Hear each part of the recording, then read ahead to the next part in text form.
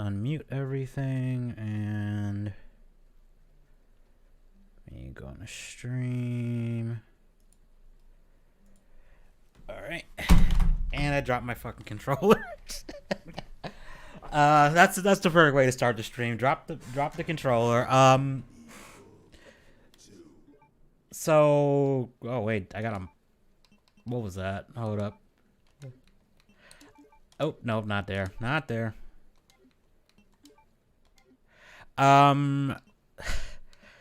So for anyone who wasn't here last time, I kind of got myself stuck on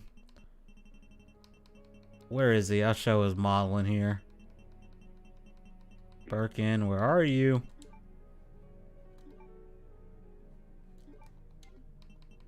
Oh, that's right. He's down here.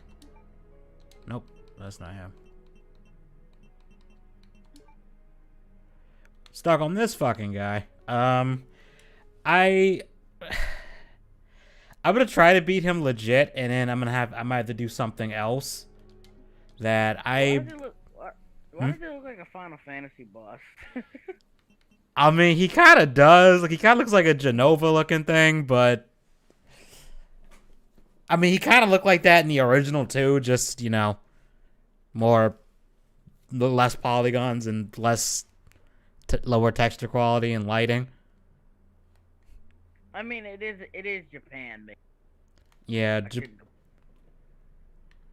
Japan has this thing with putting a lot of eyes on stuff, and good lord, the stream is really... Oh, I know why. Hang on. I forgot about OBS and this pain in the ass thing you have to do. You gotta put it in performance mode before it will actually run okay. Because the game was slideshow in there. So this is either gonna go one of two ways. Either I beat this thing legit, or I pull out one of these weapons that is just ridiculously OP and I don't want to use. That's how we're gonna do this, because I didn't have an earlier save file. In hindsight, I should have done that, but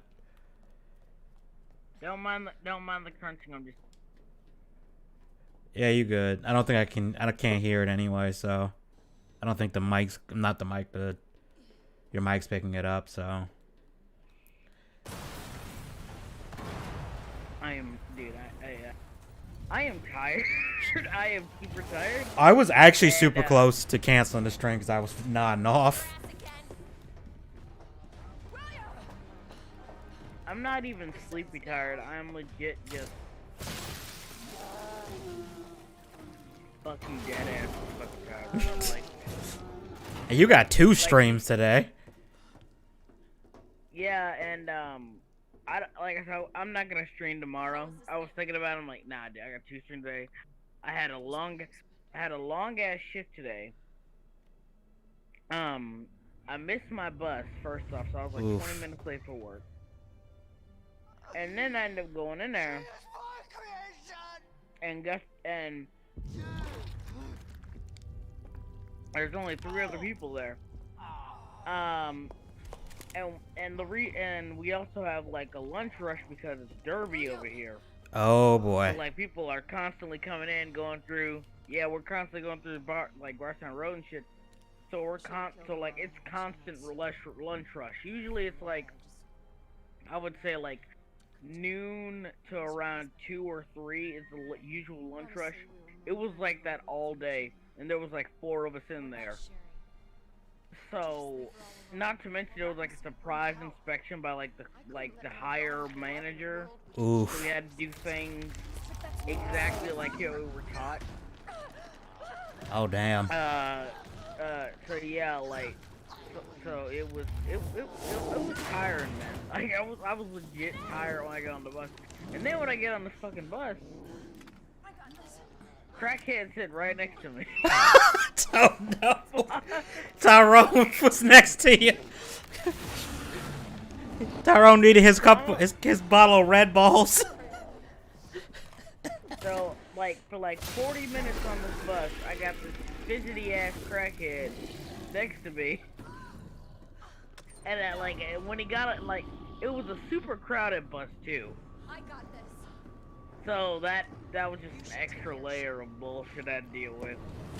Okay, I don't know what the hell is going on. I don't know if it's coming through on the stream, but the cutscene just did like a weird like stutter for a second. Like the audio slightly desynced, at least it looked like it did. I have no idea what the fuck happened there. I don't know if I'm just tired as hell and just imagining it. I wouldn't hold it against you. Nah. Considering I've been like getting like less than, if I'm lucky, 4 hours of sleep this entire week, if I'm lucky. Damn, man. Yeah, and it's 100% my fault, because I'm just one of those people, it's like, hey, I want to do something, and then it ends up taking forever, and then I just end up being one of those people, it's like, no, I'm not gonna call it quits till I actually finish it. And then I look up and it's like, oh, and I just died. Got fucking hit with the tank. Okay, Birkin. Okay.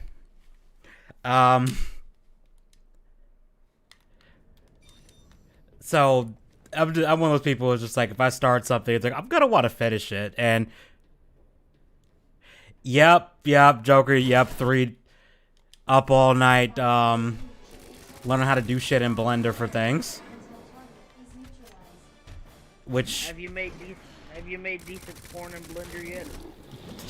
Brock. I mean, if you want some ultra low poly shit, I mean, sure. Could try that, but I don't think it'd look very good. Like PS2 looking shit, but just better textures. I mean, like, if I can tell if it's a tit or not, that's good enough for me. That's all I'm saying. As long as it ain't PlayStation 1 Lara Croft square titties. Square tits, or no, triangle tits, I'm sorry. Sorry, let me get my polygons correct.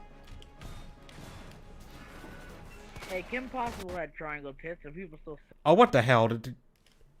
Dog, the game just fucking crashed. The game just fucking crashed. What the fuck? I think my bad luck is contagious today. I don't think it's you. The game was acting weird the minute I booted it up.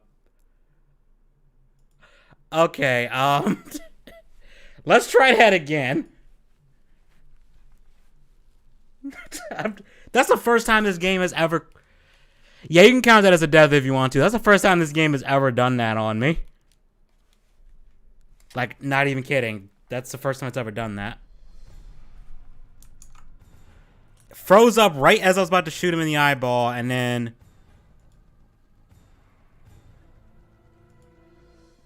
Then that shit. Okay. Okay, so it was the game having problems. Okay. It wasn't just my imagination or me being tired. Okay. I posted this one thing where I said, Hercules, like, I can't believe Hercules and Meg. Oh, I saw that. Yeah, like, I didn't know she was, I didn't know she was older, I just didn't know by how much. Yeah, I didn't know she was that much older than him. Good lord. Like straight up 10 years. And I'm like, damn. Like, she like him young. Yeah, it's Hercules likes him older. Notice how Hercules has only gone for women who have fully, been developed. Like, the nips and shit, like in the Aphrodite episode where he's like, I like my girls tall and curvy. I mean, man's got taste. He likes, in the movie, all those teen girls Joker. for him.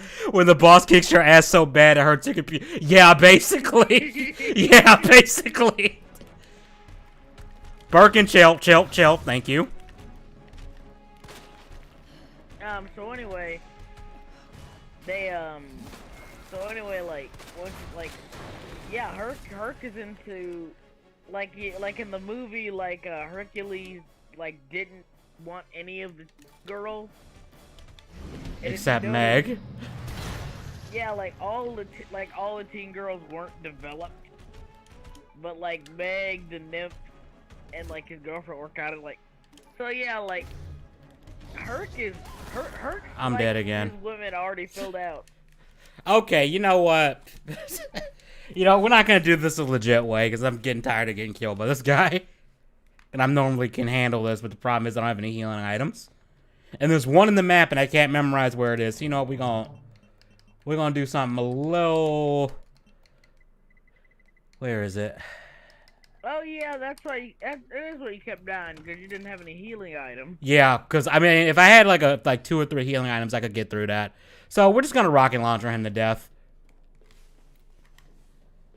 I actually have never used this on him, even though I unlocked it.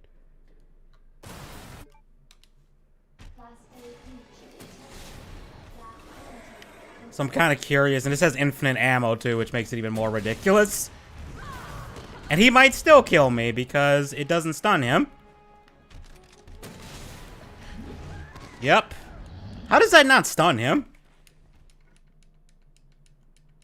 When he's stuck in it. Yeah, when this dude is that wide, it's a little bit hard to avoid him. Okay, so that didn't work. Okay, I'm gonna try to... Let's try the other, OP weapon, the minigun. Because that way I can probably hit the eyeballs to stun him. Yeah, unlike Resident Evil 3 Remake, there's no dodge in this game. So, when a hit's coming, you just gotta take the hit if you can't... if you don't get out of the way fast enough.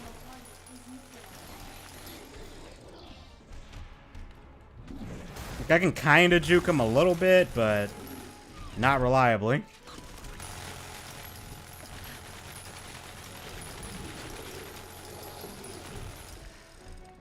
And Joker's probably gonna tally up how much... You got him. Well, he's pissed now.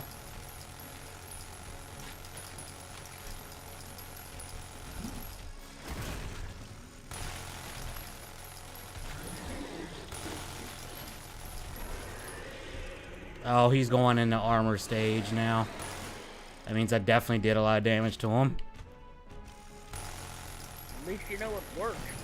Yeah, it works. I just got him moved because he's about to do that bullshit.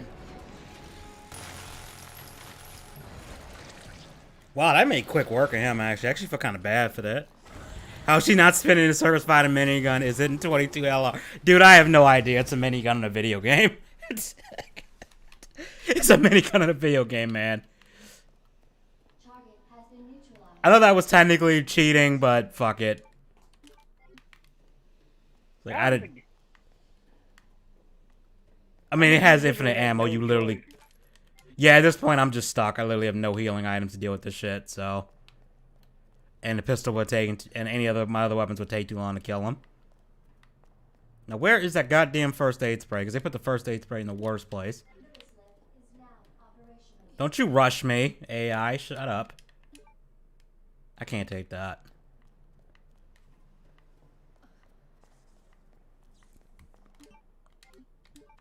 Okay, that I can take. Where is the damn first aid spray? I need it.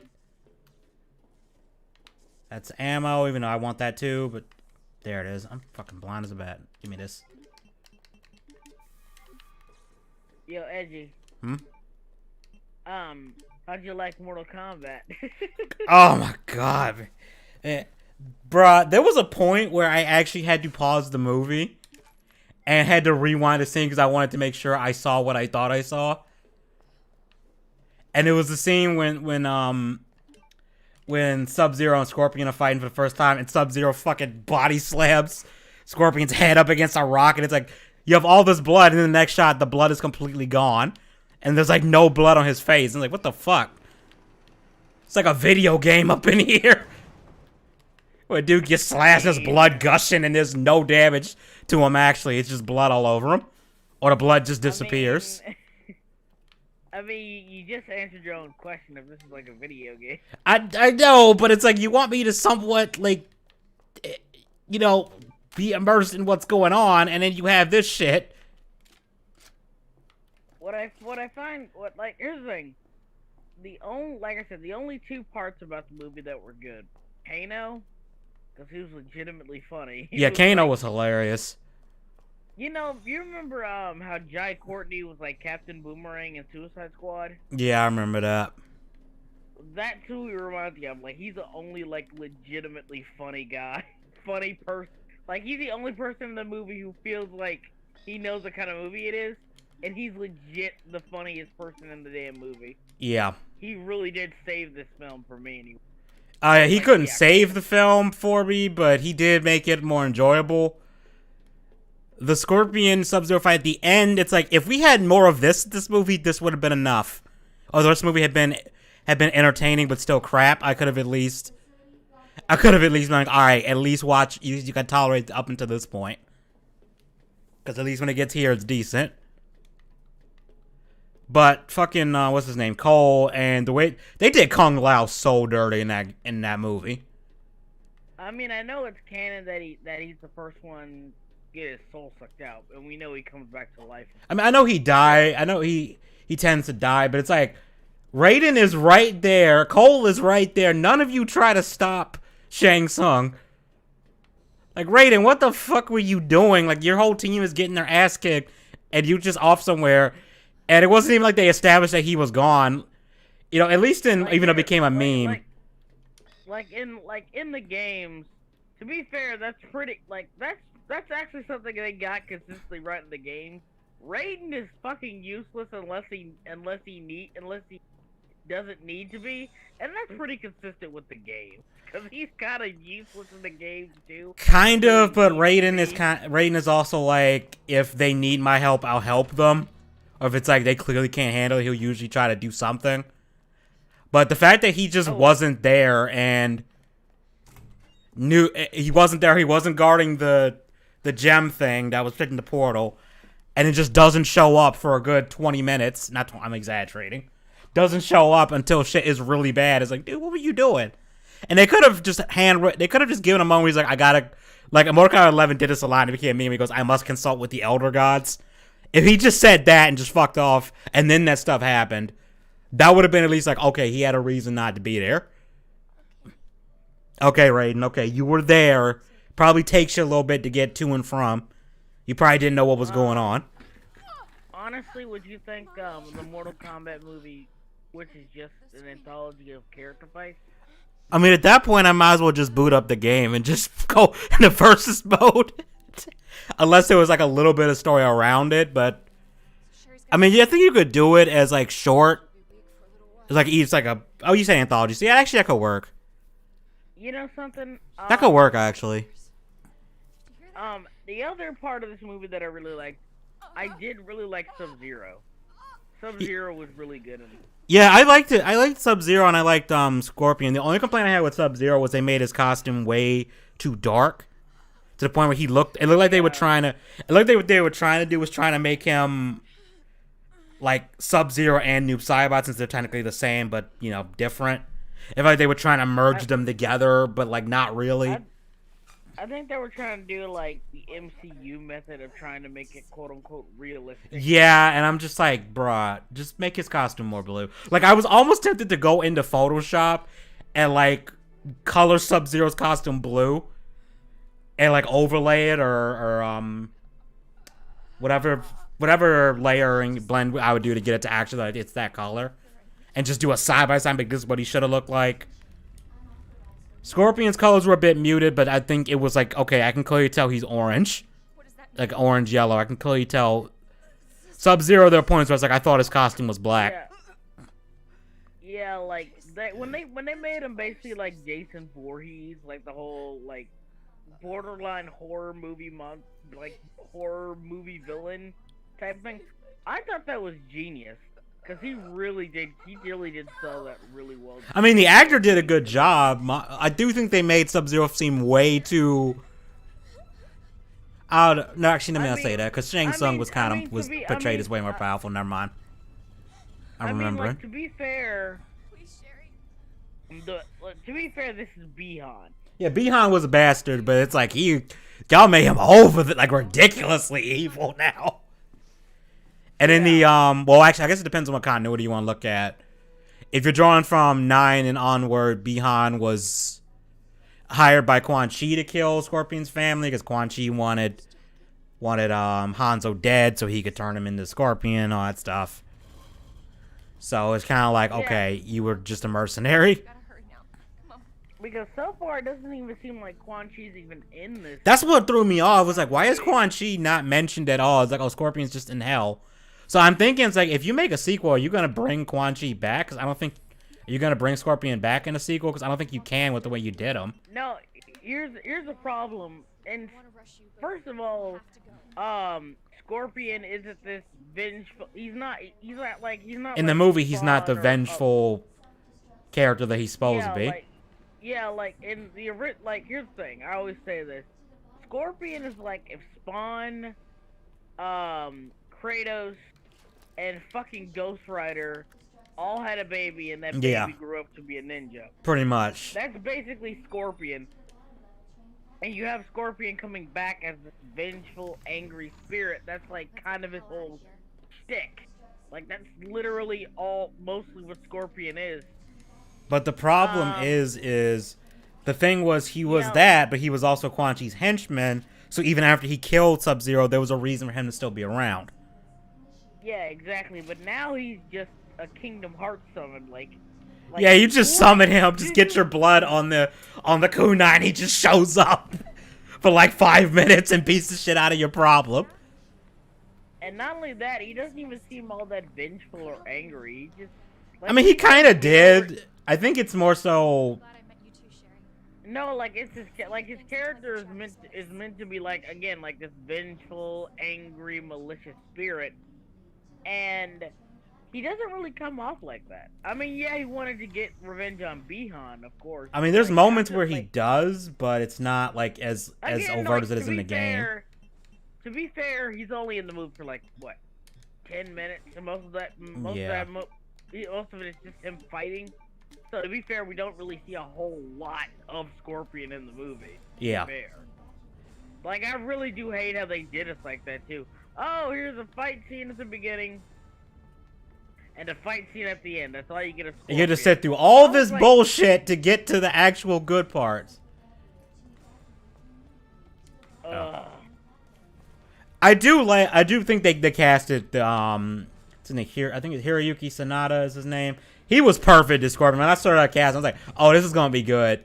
Like the movie might be shit, but him as a character is gonna be fucking good. And it's like, I was right. I think they should have gotten somebody younger, honestly. I don't think so. But he's not like, I think like if you got like, because like when he said get over here, right? When he pulled Sub-Zero to him, yeah, he sounded more tired than angry. Like, I'm not even gonna lie. I think that was a different. I don't even think that was his voice. I think that was someone else's voice dubbed in, because there's like another in the trailer. There's another version of the line, which sounds more like him saying it. And I think it's just his voice doesn't like. And I honestly just wish they would have just taken the Ed Boon audio clip, the original, just get over here, because it's like they even did it in the game in 10 when he kills Quan Chi in human form. They still dubbed in the Ed Boon get over here line. It was hype as shit, even though that game was stupid as hell. That game's story was beyond stupid, but like not even like entertaining. It wasn't even like entertaining stupid in some areas. It was just stupid. I mean, I like some parts of X. X, I like the gameplay, but it felt kind of weird because some characters were way more OP than they should have been. Like Johnny Cage should not be able to take on Scorpion and Sub-Zero at the same time. Let's just be real. Yeah, it's like dude should be fucking dead right by now. Then he gets to take on a fucking Elder God in 1-on-1, and it's like, how come Raiden can't fight this dude, but you can? That seems kind of bullshit. I did like how they kind of like finally had Sub-Zero and Scorpion kind of squash their shit. Yeah, that was neat. I like how they did it. And it's like, hey, man, I just realized, we've been fighting for we have been fighting for literally decades. Yeah, our clans have been feuding for like centuries at this point, or not that probably. Like a long ass time. I mean, at this point, man, you got tricked, I got tricked. Like, let's just squash it, bro. Yeah, can we just call it even? Yeah, man, I killed your brother. You killed my brother. My clan and my family. Yeah, can we call it a quits?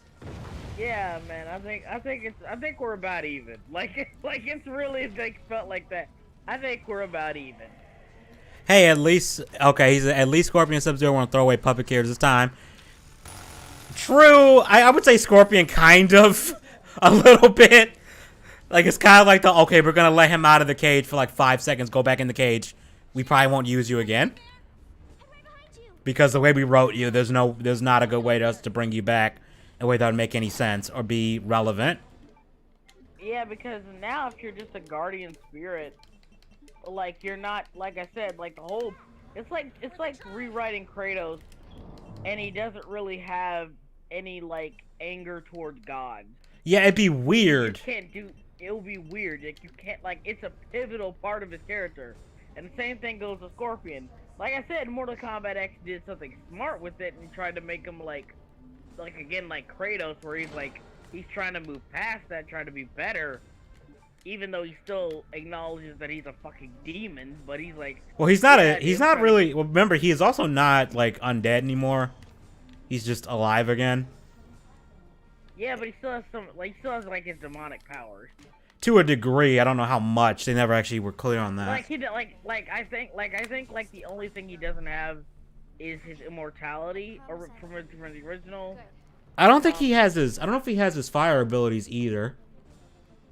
Really, I think he just has the kunai with the chain thing. I think, because he's definitely a hell of a lot weaker in. Definitely in 11 when they have human Scorpion and then undead one. It's like, yeah, it's very clear. It's like, yeah, like I'm not like I said, I'm not super into Mortal Kombat. I'm very much like a normie. Oh, I used to be super into that. I mean, I know the lore, but I'm not like super, like I haven't been super into, like I know enough. Yeah, you know enough. I know enough. And I do think it's weird that like I'm just thinking like how they're gonna make this work with Scorpion and Sub-Zero. And to be fair, I watched the movie with my uncle, and you know, and movies are different when you watch it with people. Oh, see, I watched that solo. Yeah. So he already seen it at first, and he like kind of prepared me.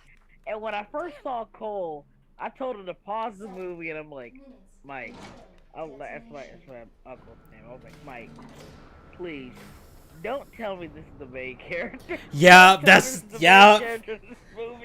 When I first saw Cole, I actually almost gave him a slight pass. I was like, okay, they show he can fight at least, and then it's like, okay, he gets his ass kicked, so he's going for like an underdog, like Rocky type thing, I guess, with him. I could see that working, but then the more the movie went on, I was like, oh, he is boring as shit.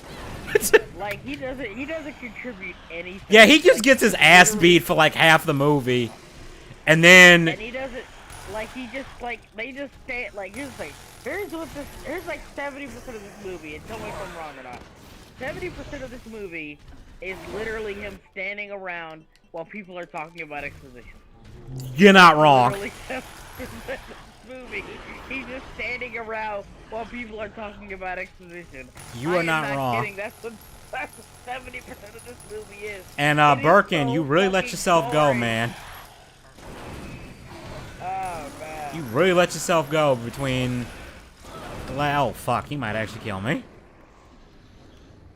Because that was a lot of damage. Now that's a lot of damage. Yeah, that was a lot of health. Went straight red. From solid green to just red.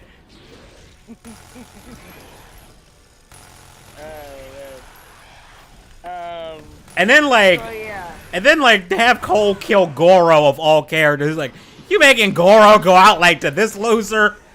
Really? Are you kidding? like I Are was you kinda fucking kidding me, disappointed by Goro? that. And then like his quote unquote special power that he has. That was some Literally generic plot ass armor. shit too. It's literally Plot literally armor. plot armor. This dude gets literal plot armor. And then they I had am the. not making. No, you're not. And that's the sad part. Like you're not even. Yeah, he got me. I'm having the worst I'm luck not with even- this guy today. I'm not even being. No, I'm not being. I'm not being facetious. He's not. I am. He literally gets plot armor. Yes. Armor that protects him for the plot, even though he did nothing to earn it. Yeah, dude's armor, and stop me if you've heard this before. His armor absorbs like the energy of people attacking him, and he can redirect it into his attacks. Stop me if you heard that before. But wait, they tried to make it less generic. He could summon Tonfa things now, for some reason. Yeah, out of it, which makes no sense. And a normal Tonfa. Which made no sense. I was like, okay, you have the power of him redirecting kinetic energy or whatever. Okay, It's not even that. I think it's just him absorbing the blows. That's yeah. it. Like it's literally plot armor. It comes. I kind of get what they were going for since he was getting beat up a lot. I guess it was like, yeah, make his power be he's a literal punching bag. And that's his contribution to the team. He can take hits. That's what I thought. I was like, okay, I could kind of see that. Like Shield Hero, kind of. Nah, that's Like a discount shitty Shield Hero. I like Shield Hero, so I don't think I'm insulting Shield Hero. I like that. So if you had the power of the first Nomu in My Hero Academia, I don't think I've gotten that far into. I have the manga. I don't think I've gotten that far into it to meet that guy yet. So I have no idea. I'm not into shonen anime anymore. Like, Your shonen stuff for me is hard to get into because there's so much of it. It's not even that. It's just like you've seen one, you've seen them all. Yeah, kinda. And I hear mixed things about My Hero Academia. I hear people say, "Oh, it's like the worst. It has like the worst amount of filler in areas and stuff, or it's like mostly filler," which I fucking hate that. And that's what got me to stop watching Naruto. Cause it's like there's so much goddamn filler in this show. I mean, like that's basically One Piece at this point is like 70% filler. But like Naruto pissed me off because they would do filler in the episodes where it's supposed to be a fight. It's like, motherfucker, I want to watch these two people fight. Why are you flashbacking this shit? I mean, like a lot of anime does that. I remember there was a beach episode in the middle of a Bleach arc, like an arc where they were fighting the Iran cars and shit. Oh fuck, man. I like what the hell? I mean, like it had a bunch of. How am I supposed to dodge that? Which I'm not gonna complain about, obviously. I mean, fan service is nice, but I mean, like and plus I was like what, 11 or 12? yeah. So of course I'm not gonna complain about it. It's weird that Bleach was like legit, like it was a show like I loved so much that I was kind of obsessed about it when I was younger. Like that's how much I fucking love Bleach. Bleach, I honestly was one I did not get into. I actually don't think I've seen an entire episode of Bleach, honestly. Actually, that's a lie. That's a lie. I have seen at least one. It's not for everyone, and I'm not gonna lie. Like, and I'm not saying that it's bad or anything. I'm just saying I just legit never got a chance to watch it initially. I mean, like it's good. It's like in my personal opinion, is like it inspired a lot of my stuff, especially like the characters and the art style. I like the art. Have you seen Sarah stuff on Discord? Oleos. Yeah, that stuff I like. Yeah, like that like her. Yeah, that stuff is straight up inspired by Bleach. Like, yeah, she's unbelievably good. Yeah, she is good. If you looked at my stuff, you could see some slight Ishida influence. Not a whole lot, cause like I got like inspired by a lot of people. I was inspired by Ashita. I mean, not well, that's a different Ashita. I'm talking about Kite, Kubo Kite, Kubo Kite, Kubo Kite. Well, Birkin, you gotta fucking Ashita. chill out, man. You gotta chill with this shit. Um, yeah. So like, I really fucking love Bleach. I like how Kubo Tight makes his characters like some of his characters are legitimately insane, but he writes them in a way where they don't come off like, I don't know, like you see in like One Piece or Dragon Ball Z where they're just like completely one note insane. You know what I mean? Yeah. The cool thing is like there's like a character named Urahara, right? And he's like Ichigo's main mentor. He's an exiled Soul Reaper. And this dude is legitimately like chess master and is always like 10 steps ahead. And here's the thing. In the original draft of Bleach, Kubo Tight actually was gonna have it where he was gonna be revealed to be the main villain. After everything, who orchestrated the entire thing throughout the entire run of the show, run of the series, right? Right. But apparently he changed it at the last minute to be Aizen instead, because I don't know why. I mean, don't get me wrong, like Urahara being the villain, after like reading and watching Bleach over again, I'll be like, yeah, that actually makes a lot of sense. That would actually work. That would actually make sense if you did that. If you did that whole... Yeah. But here's the funny thing about Bleach, though. Even though Aizen, like, he's the main bad guy, right? Yeah. I think he was... Because I remember seeing a cutscene. I think he's in...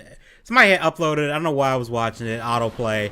There's a cutscene in that awful Jump Force game where Light and Aizen are talking, and Aizen is one step ahead of Light, and Light's like, what the fuck? Yeah, basically, it's like, what the fuck? That's what I'm about to say. That's what I'm about to say. Like, Aizen, and I swear to God to you, it's both. It's one of the reasons I kind of love, but kind of hate. It feels like this is kind of an asshole, is why I mentioned, like, Urahara being supposed to be the original villain for the series. In this one, and, like, basically it's revealed that everything that happened in the show, and in Bleach, that specifically happened, Aizen planned out from the beginning. And after you hear that at the end of the Iran-Car arc, I was like, bull fucking shit. He's like, here's the thing, like, it is so, like, he just takes, I am not kidding because he takes credit for everything going wrong to the point where it comes off as almost comical. I'm not even kidding. Like he says, oh yes, I sent the Soul Reaper to specifically kill your mother, who I knew was also... Wow, I got an A rank? I'm surprised. Who I also knew had spiritual powers, and I also knew that a hollow would come and take you and come and find you almost 10 years later and go after your siblings. I also knew that this specific Soul Reaper would come at your house at that big moment and do that. And I also know you go to Urahara. I'm like, nigga, shut up. Like, you did not plan all that shit. You did not plan all that shit. You are full of shit. Fuck off. Like, it really... Like, that, and like, once I hear that, you just told me, like, he said that whole thing about being one step ahead of Light, I'm just thinking, yeah, because it was fucking stupid in Bleach when he revealed that he was behind everything. One thing I will give Jump Force credit for is he can see Ryuk, and he's like, oh, hey, Ryuk, and Ryuk's like, hey, and then like, Light's like, kind of, like, it's a plot. Light's like, wait, he can see you? Like, wait, what the fuck? Yeah. He can see you? And it's like, given how they're both death related, I mean, it would make sense, Light. I mean, like, technically they would be the same being. Yeah, they're both Shinigami, so. Yeah, Soul Reapers are basically Grim Reapers. to fight evil spirits, and Ryuk is a Grim Reaper in his own right. So Yeah. like they're technically the same thing. Not to mention, like, in terms of Bleach, Ryuk would actually be a character who would fit in pretty well in Bleach. Actually, That's he would, funny. because there's a character in Bleach who would get along with Ryuk. And he's basically a mad scientist who's completely unempathetic, and he's super fucking creepy. And I'm pretty sure he and Ryuk would get along so well. Probably. You know what's the only compliment I would give the god awful live action Death Note movie, the Netflix one, because there are live action ones in Japan that I hear are pretty good. Willem Dafoe. Exactly. Willem Dafoe's Ryuk was perfect. I mean, like, people told me, like, they would have preferred if they just got, like, the original voice. And don't get me wrong, that would have been cool too. But it's like Willem Dafoe fucking nailed that. Yeah, like, he really did sound good. Slim Nyko. I mean, I guess unofficial co-host. I don't fucking know. I mean, I'm fine. I mean, Joker, if you ever want to hop into one of these streams at any point, man, I'm cool with that. How you damn? Oh no, Burning Exeter was saying that. I thought it was Joker saying the Japanese were great. I heard they're good, and I've seen clips of them, and they look pretty dead on to the show, like visually. From a little bit I've seen, so I really want to see. I really would like to see all of it, at least one of them. I'm not Burning Exeter. I'm not gonna be in every stream. Yeah. But it is comfortable being in a stream where you're not in charge of everything. Because that's like where most of the stress of being a streamer is about. I gotta make sure everyone, everyone gets a chance to talk and shit like that. It feels good to just talk and not worry about that shit. Yeah, it is good to not have to. So that's like why I'm on here. That's why I'm like on Edgy stream. That's the reason I like talking with you, Edgy. I like talking to you. The worst thing about when you stream, especially when you're small, is you gotta have an active chat, or else you're gonna have nothing to bounce off of, unless you just want people who's just naturally super entertaining. I'm like we are at I have 60 subscribers right now. Yeah, I saw that. And I got about 80, like on average about 80 people who see the podcast at a time. Yeah. Like who actually like straight up watch it. Like they're not always live, but people who watch it, it's about in the 80s on average. So I guess we're growing. I don't know. Yeah, you're growing. My channel really isn't. It hasn't done that in a while. I don't know what the fuck is going on. Like I kept saying, like, I might want to, like, I keep going back and forth on this, because, like, there's videos I want to make, like, video critiques.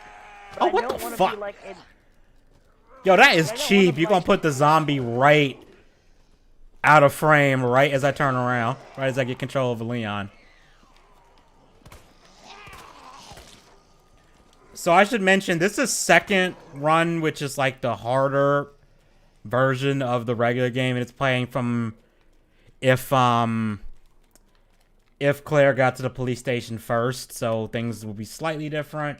Not as much as in the original, because in the original, they actually did this a lot better.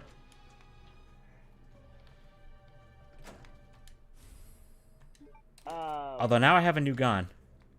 Though, I don't get... Okay, this is something that irks me. Leon holds it sideways, gangster style. It's like, dude, you're a cop. You're a fucking cop. You don't have to hold a gun like that.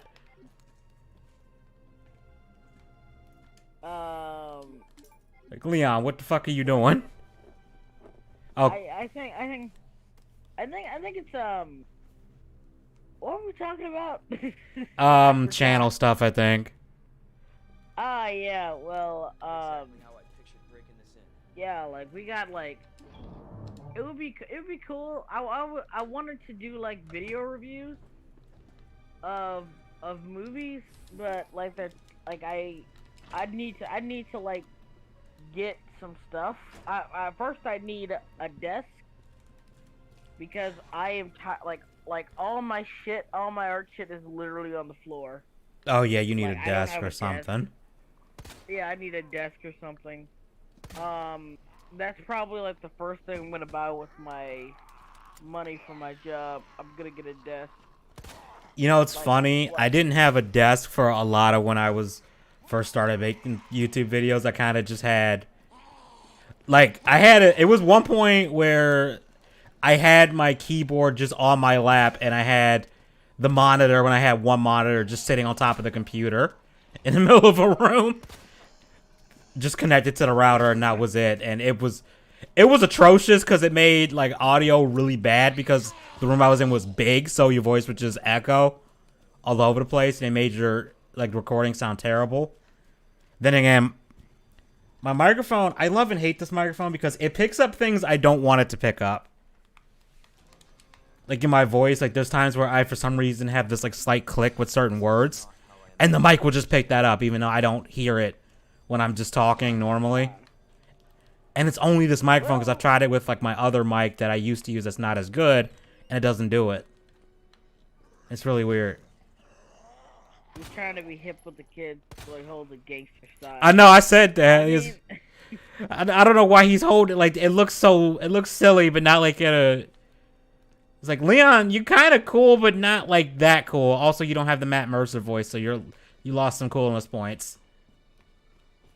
what I don't understand is who is he doing that for? Ada, I no guess. one's around to see this. I guess he's practicing when Ada shows up. Yo, his wife. Yeah, think it's a...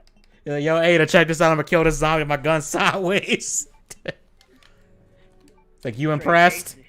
Some gangster shit. It's like, you impressed? Like, I don't know. I got all these papers and shit right next to my outlets where I have my Xbox and my lamp. That's probably not good to have a lot of paper near that. Yeah, that is a fire hazard waiting to happen. Yeah, that's not good. You should probably move that if you can. I'm like I said, man, like it's my job. I'm not trying to blame everything on my job, but like I have been busy. I've been really busy. I've just been throwing everything everywhere, and I'm trying. Like I said, I'm trying to get this desk. And once I get a desk or a genuinely good like $60 desk, I will put everything up. But right now, oh, Joker's got a question. Why did Leon put on ballistic armor when he's worried about zombies? I guess it's better than nothing. I don't know how easy it is to bite through Kevlar. I've never tried it for obvious reasons. I would assume it's pretty damn hard. I would assume it can tank a human trying to bite through it. Cause like riot gear, I don't think you can bite through that. Which now I've always wondered that in zombie movies. Like, how come no one is just in riot gear? Because I feel like you'd be with a riot shit. I feel like the zombies couldn't touch you at that point. Like, they'd actually have to work hard to, like, kill you. I didn't like how The Walking Dead kind of explained, like, if you smell like zombies, if you, like, slather yourself in zombie guts, they'll ignore you. Actually, 28 Days Later had that. The father character in that. He was helping, he was killing some of the infected in a hallway. And he had like a riot shield, and he had the riot baton, and was just beating the shit out of them. But they wouldn't bite his chest, though. They wouldn't go for... That's true. Question, what do you guys think of Pirates of the... I watched the first... I liked the first one, and I thought the other ones were just okay. Meh. Pirates of the Caribbean, the first one was good. The second one was okay. Third one was just way too fucking long, and it took way too long to get interesting. And just underwhelming as hell. Fourth one, I barely remember the fourth one. And the fifth one, I think I rented that, and I was kind of like, it was cool they brought Will back at the end and everything, but no, I think it ran out of steam a while ago. Because like, it's weird because Pirates of the Caribbean. Somebody brought this up. Do they actually hunt for treasure? Not really. Like the fourth one tried with the Fountain of Youth thing, which apparently they got it. That was based off like a short story or something. I gotta make a trip to the item thing again. I gotta come back for that. I did like Davy yeah, like I, Jones though in those movies. I will say that Davy Jones was cool. I love the effects on I do like in the second one how the Kraken was there, but you never got a really good look at it.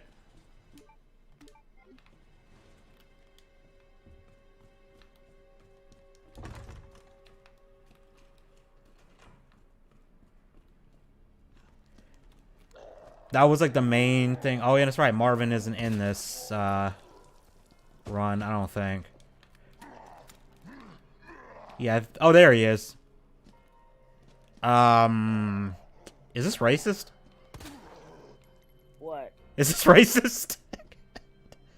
What's racist? I'm just gonna move on.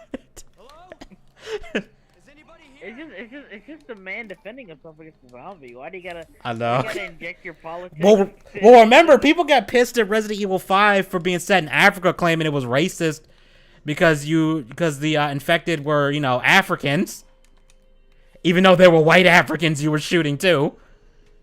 Who infected? I even had one of my friends, well, two of my friends say that the game was racist. It's like, bro, neither one of you are black. I'm telling you, what the fuck are you talking about? How you gonna tell me the game is racist?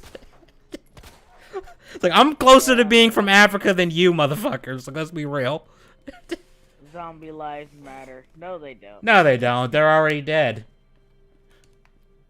Their lives matter. It mattered before. They mattered at one point. Also, is there like when they were still alive. Can I examine? That's a damn 1911. I want one of those in real life. That's a damn 1911. They call it an M19, trying to be clever with it. That's a damn 1911. 1911 Colt. They don't call it a Colt, they just call it the M19. Because they can't leak. Because if you use the actual name, you do have to buy like the license to use it. Which is weird because Resident Evil 5, they did that for almost every gun. What was that shooter game that had a woman in it, and then they complained about, what? Which game was that? Because there's been a bunch that have. I know people were annoyed with one of the World War II COD games because you could have like black Nazis and stuff. You could have like black trans Nazis. Yeah, some shit like that. And it's like it was good to know the Nazis were inclusive. I mean, that's something, right? I mean, like, if you want to get technical, there were Jewish Nazis. I mean, technically, yeah. Jewish Nazis. If you want to get really technical, that was a thing.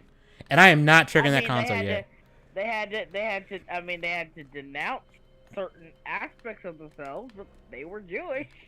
Oh yeah, Battlefield. Battlefield. They threw a woman into World War II with a prosthetic arm in the trailers, and everyone was like, "What the fuck is this?" It's not even that it was a prosthetic arm.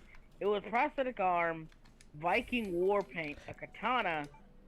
Keep in mind, these weren't all on the same character. These were different characters that had all this shit on them. Yeah, they had all this shit on them. Yeah, I don't think anyone in World War II was running around with a damn cricket bat beating people's asses. I mean, it'd be funny. It's funny as hell, but, like, I don't think that happened. Yeah, like, they said, like, one of the parts about Battlefield people really liked was that it tried, the keyword is tried to feel, like, realistic. Yeah, it attempted. There was a genuine attempt to try and be as accurate as possible without sacrificing gameplay. Like, if you wanted to go full Wolfenstein, just admit it, yeah, we're going full Wolfenstein. That's what I was thinking. I was like, are they doing, like, an alternate World War II? Like, a batshit alternate one? Because, I mean, that's fine. As long as you upfront about it. But then you had the guy who was like, talking about, oh, my daughter, I put women in this because my daughter, or something, and my daughter was like, why are people mad about having female characters in games? Like, they're mad because in a game that's usually trying to be somewhat historically accurate, I hate to tell you this, there weren't that many women fighting in World War II. There was some, don't get me wrong, they were there. There was, like, here's the thing, like, there was like a whole Russian... There was like a Russian one, I know that. Yeah, and they were pretty badass, but women weren't on the front lines. Like, that's just fucking history. Women weren't on the front line. The majority of the women were back home, either as nurses or in the factories. Which, yeah, like, and which that is was a badass. Like, yeah, I don't know why yeah, it's people try to awesome. Like, diminish that. That's fucking badass. yeah, like it was a huge push for women in the workforce. Yeah, that's Like, where you had yeah, the "We Can Do It" poster, with the lady flexing in the yeah, overalls like and that was shit. all. That was like yeah, I was trying to get women to work and you couldn't find on the front lines. But you can work. You can do these traditionally masculine jobs. And it seems like And people try to like degrade that, and it's like, no, that's fucking badass. Are you yeah, kidding me? That's fucking but awesome. yeah, Like, you should be like proud of that. why are we trying to? But here's I think like a lot of people are really what do you think of Michael Bay? I actually Um, don't hate Michael Bay, and I know a lot of people do. I don't hate Michael Bay. I don't hate him either. At least he's I don't. honest and At upfront least about he his. just strikes me as a guy who's just trying to just. He strikes me like an 8-year-old who just has, who has Hollywood stuff. Like, it's because like this movie's like the shit like an 8-year-old would write, but it's like genuine. Like, he's not trying to be pretentious with it. It's just, I get the vibe like I just want to have fun, and blowing shit up is fun to me. I think it's more like Here's the thing: Michael Bay isn't even a bad director. He's not. He's Like, not. I don't even think he's bad. When it comes to like effects and like how things are. Yeah, Like, he's good with visual effects. Like he uh, knows how to shoot. To make visual effects teams' jobs easier. Like, he knows how to do that. Yeah. That's why Transformers. Hate it all you want. You can't lie. The effects look fucking good. Because yeah, he the knew what he effects was are doing always with good. helping Like, them get that blended in yeah, and with he the did live like action. when he did like the Transformers, he actually got the original voice actor for Optimus Prime to do Optimus Prime. He got that for he got what's his name? Frank Weller, I think. The voice of Megatron. He got him back as in the after Hugo Weaving was like, I don't want to do this no more. He did get him back. Granted, it's a different voice than what Megatron sounded like in the original show. But it fit what the Megatron looked like in the movie, so I understand why it was changed. I don't even think, like, the problem with Transformers, honestly, the first one was fine. Like, I will fight anyone on that movie. I like the first one. Second one was a mess because they had the damn writer's strike in the middle of it, so it's like the movie they had like half a script and no one to write the rest of it. So it's like that's a no-win situation. You want to know something? You want to know something kind of funny and weirdly ironic? What? Michael Bay is actually good friends with another really well-known director, actually. Steven Spielberg, because I know they're at least somewhat tight. Because I think No, Steven Spielberg is the one that recommended Michael Bay for Transformers. I think I read somewhere that was the case. I don't know if that was the case. I just know that him and Michael Bay are actually like genuinely good friends in real life. Yeah, they're generally cool with each other. Yeah, like, and that always kind of. I was like, really? Just yeah, like you wouldn't so think these two opposite. people would be friends. Yeah, they're genuinely friends, and like Michael Bay, like I said, Michael Bay, I don't hate him. I don't hate him for one reason. That's because, like I said, unlike say Zack Snyder, who he's not pretentious. Yeah, he's kind of aware of what he's making. He's not trying to say. He's not trying to be Scorsese. He's not trying to say like the Snyder cut is like the ultimate masterpiece. It's like something masterpiece that'll change cinema. No, he's like, dude, I'm just making a movie with hot chicks and explosions. Yeah, he's like, I just make a movie about giant robots blowing shit up, and Mark Wahlberg and Shia LaBeouf running around while shit blows up, and we have supermodels. Yeah, like this is for teenage boys. We ain't trying to. This ain't highbrow. We ain't even gonna pretend. We just gonna have fun with this shit. Epic Rap Battles did like something where it said like, basically his line was like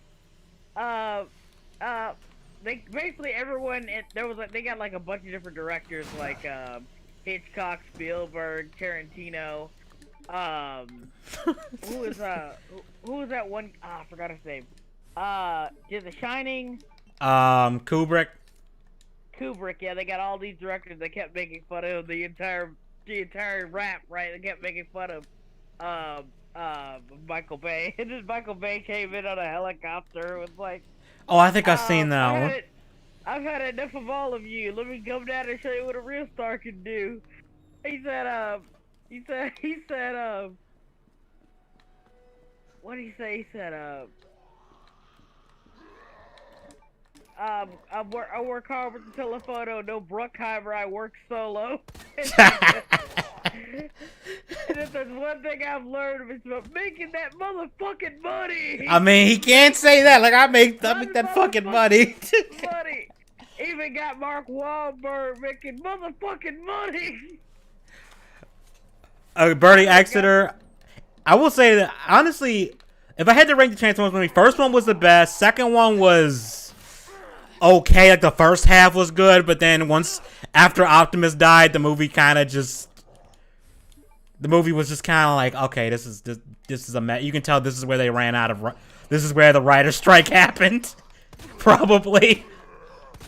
Because that part of the movie felt like a mess. 4 was just a mess. 5 was a dumpster fire. Because 3's problem was it felt way too long, and it was long. And the biggest problem that 3 had, and 4 had this problem too, but 5 had it the worst, is that they kept cutting away from the damn robots. Like, way too fucking much. Like, 3 had this problem where it's like, why are you cutting away from the robots are fighting just off screen? Can we pan over? Can you pan the fuck over? I want to see that. I don't care about what the humans are doing. It's like, it's robot time. Can we stop?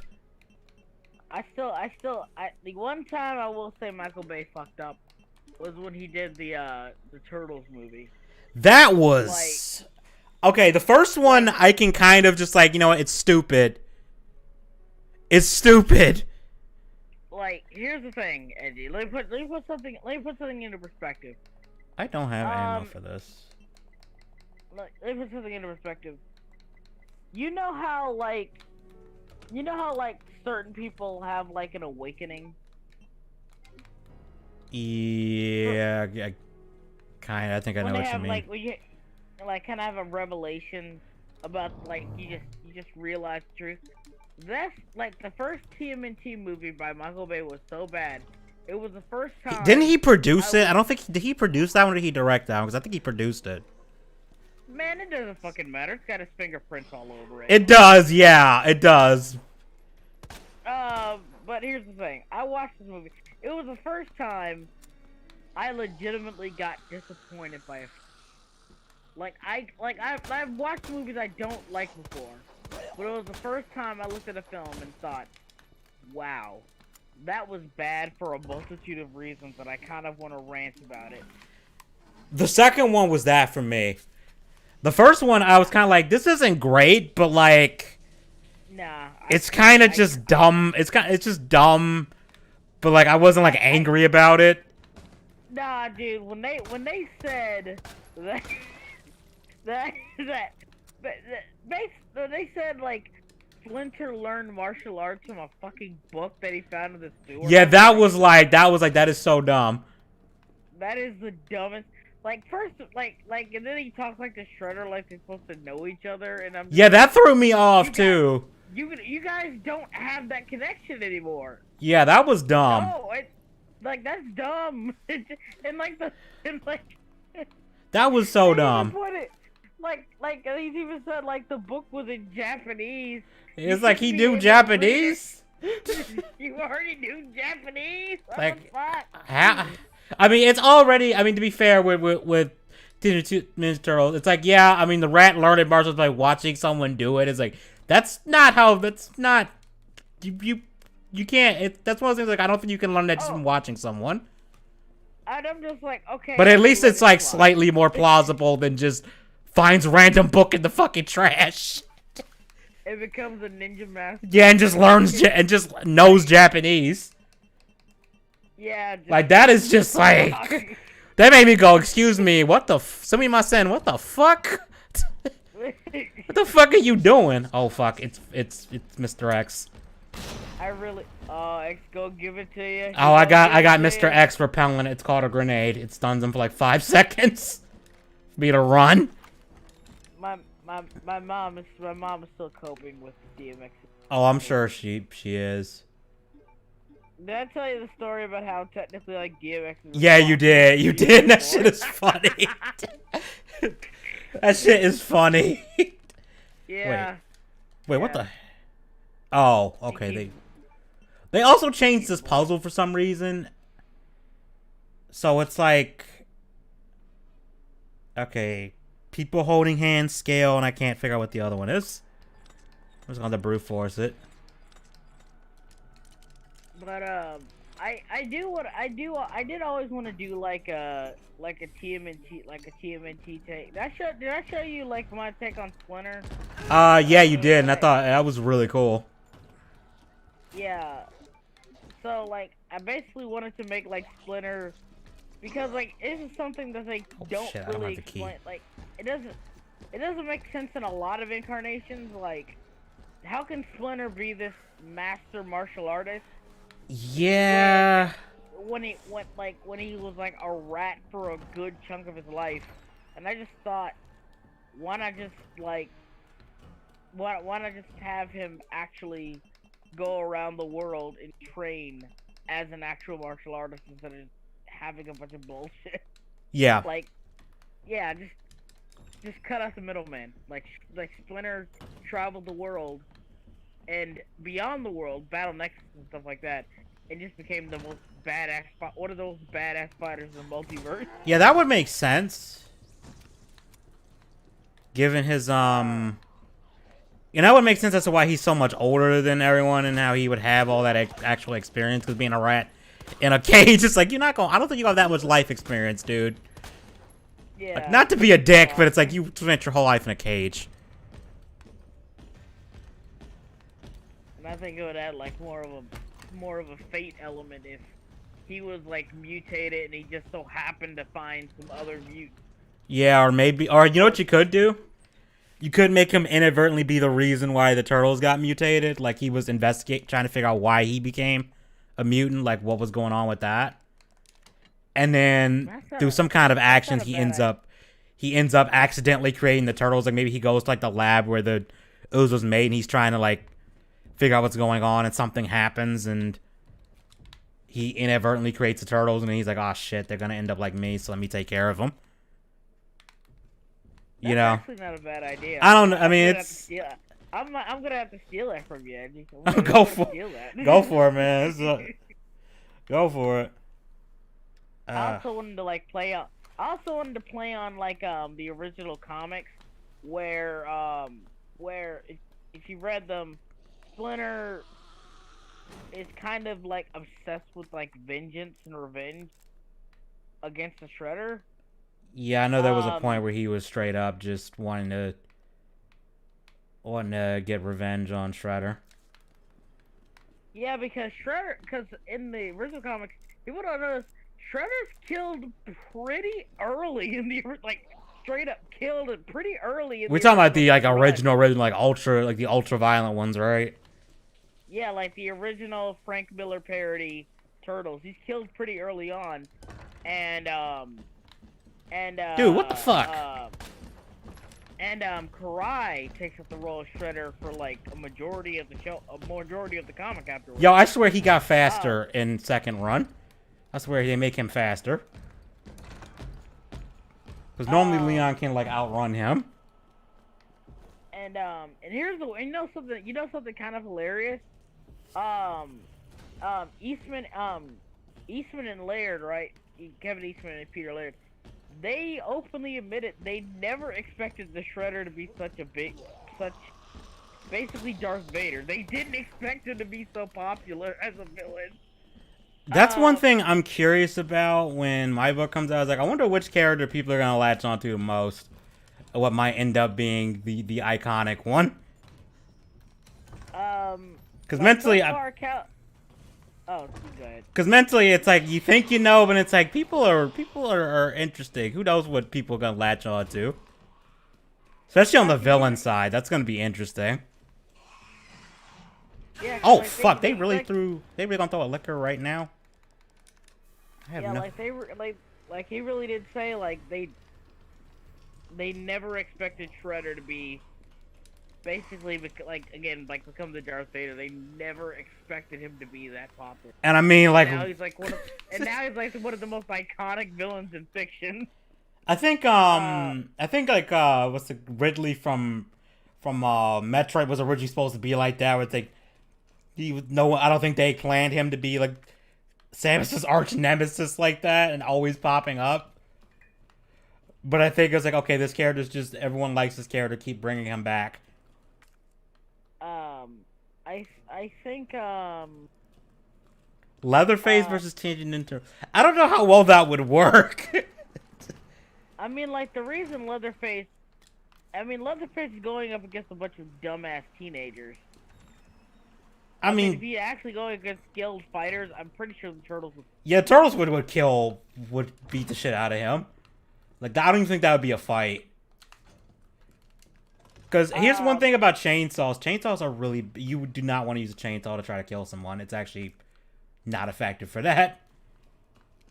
Because they can get caught on bone and stuff and break. And I mean, you might kill, like, one person with it. But it's not going to be as effective as you think. You know something? Speaking of which brings up a good point, Burning Exeter. You're talking about, like, the Turtles fighting a bunch of monsters, or you know, like horror movie villains or whatever. Why are you still shooting him, dude? Making sure he did. I just switched to the. Have limited ammo. I just switched to the pistol with infinite ammo because the 1911. I'm sorry, the M19 was out of ammo. Aye. And I didn't have any pistol ammo, so I was like, all right, I gotta go with this. Anyway, the 2012 version of the Turtles actually do fight. They can't actually like fight actual, you know, quote unquote, you know, monsters that they want to do. So like they kind of like made parodies to like substitute for them. So like there's like this alien that's living under the house, right? That can change its form and shape and stuff, right?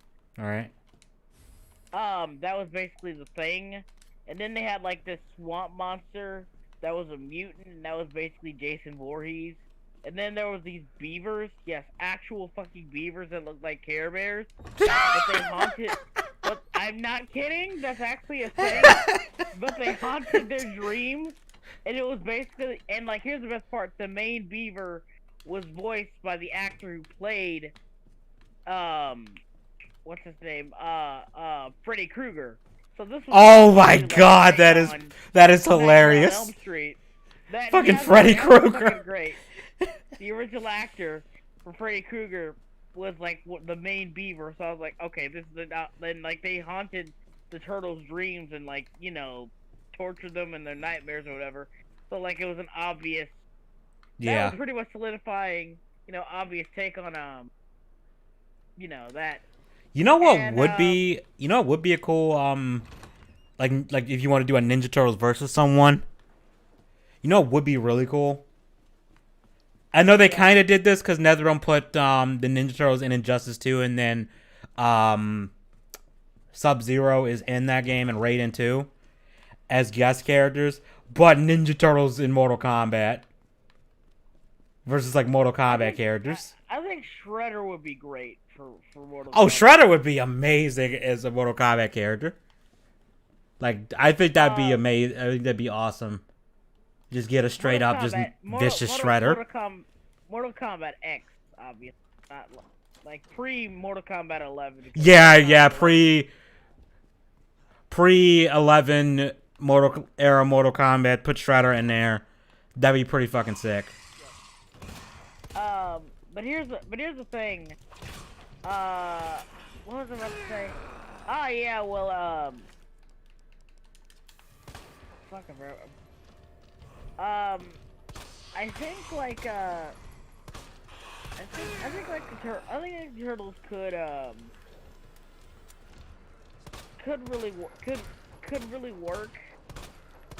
One of the things I really like to see the turtles do, in terms of that, is like I would want to give like each one of them. Dude, look how much fucking ammo it takes to kill one of these things. Jesus Christ. I'm sorry, I lost my train of thought. Shit, fuck. I want the Ninja Turtles fighting Pinhead from Hellraiser. That. Oh, and X is coming. Time to run. That would be.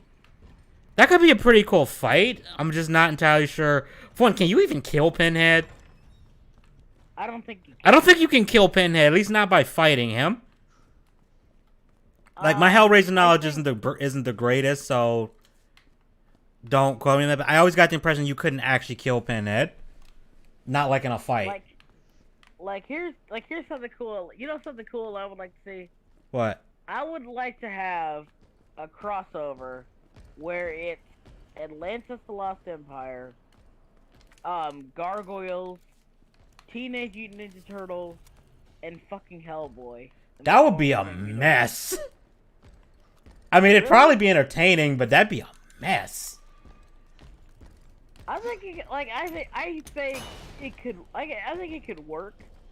Like they could, I could think that they could all be in one universe, in the same universe. That's what I'm saying. I mean, I'm not saying that there isn't a way to do it. I mean, come on, there's been crazier crossovers. Let's be real, there's been nuttier crossovers. I mean, you had Alien, Predator, and Batman all crossover. At one point, Batman crossover. Yeah, there was a Predator versus Batman story. Then it was like an Alien versus Superman story. Then it was like Batman and Superman versus Alien versus Predator or some crazy shit. It's fucking nuts. Gargoyles are canonically in the same universe. I don't know about that because I've never seen that. Disney has not acknowledged Atlantis ever for whatever dumbass reason. Yeah, they really don't like to mention that one. They don't like to mention Atlantis, and they don't like to mention Treasure Planet, even though those are two people have been very vocal about them being very much, movies that are cult classics at this point. Yeah. And people have been very vocal about they've been very vocal about the films. Like I wouldn't be against a like Atlantis. I freaking loved that as a kid, mostly because of the Leviathan thing. I just thought that was the coolest thing ever. That and Keto was pretty cool. I don't like how people were saying, well, it needs a live-action remake. I'm just like, no. I don't think... I'm not saying a live-action remake would be inherently bad. I just don't think it needs one. Yeah, that's the thing. I'm like, it really doesn't. And one thing I liked is I liked that the straight-to-DVD sequel thing wasn't really a sequel. It was kind of like, okay, we're going to do like an episodic thing with like a bunch of different mythos. Like there's a Cthulhu monster in one of them that's controlling people. That's the thing. Like the straight to DVD movie was actually three episodes that were meant to be a pilot for a show, which was actually going to have the premise of every single mythos is real. Is real, and it's all related to Atlantis. Yeah, like they were gonna have get the guy who thought he was Thor or something. Yeah, like they have like a Norse mythology that's actually Atlantean shit. Like Lovecraft, Atlantean shit. That was actually a pretty cool premise. Yeah. Like I said, I think like I'm pretty sure there's a lot of shared universes you guys don't know about. I mentioned. Honestly, the whole thing with shared universes, if you're not gonna do anything with them being in shared universes, what's the point? You know. Like, if you're going to say this thing is in a shared universe, but it's like, okay, is it going to cross over with this at any point? And if the answer is no, then it's like, okay, what was the point in them being in a shared universe? Aside from just little trivia stuff. When I saw the ending of Split, and then I saw, like, fucking Bruce Willis, and it was, like, his character from Unbreakable, I was like, holy shit. Yeah, a lot of people were like, holy shit, that's Unbreakable. Oh shit, they're in the same universe. And then Glass came out, and I heard everyone say it sucked. I heard like mixed things about that one. I don't know. Okay. Like I honestly don't know what to I still cannot get over the fact that the Powerpuff Girls and Gorillas are in the same universe. Yeah, that one is And actually pretty cool. they actually did something with it, and it wasn't like a minor thing.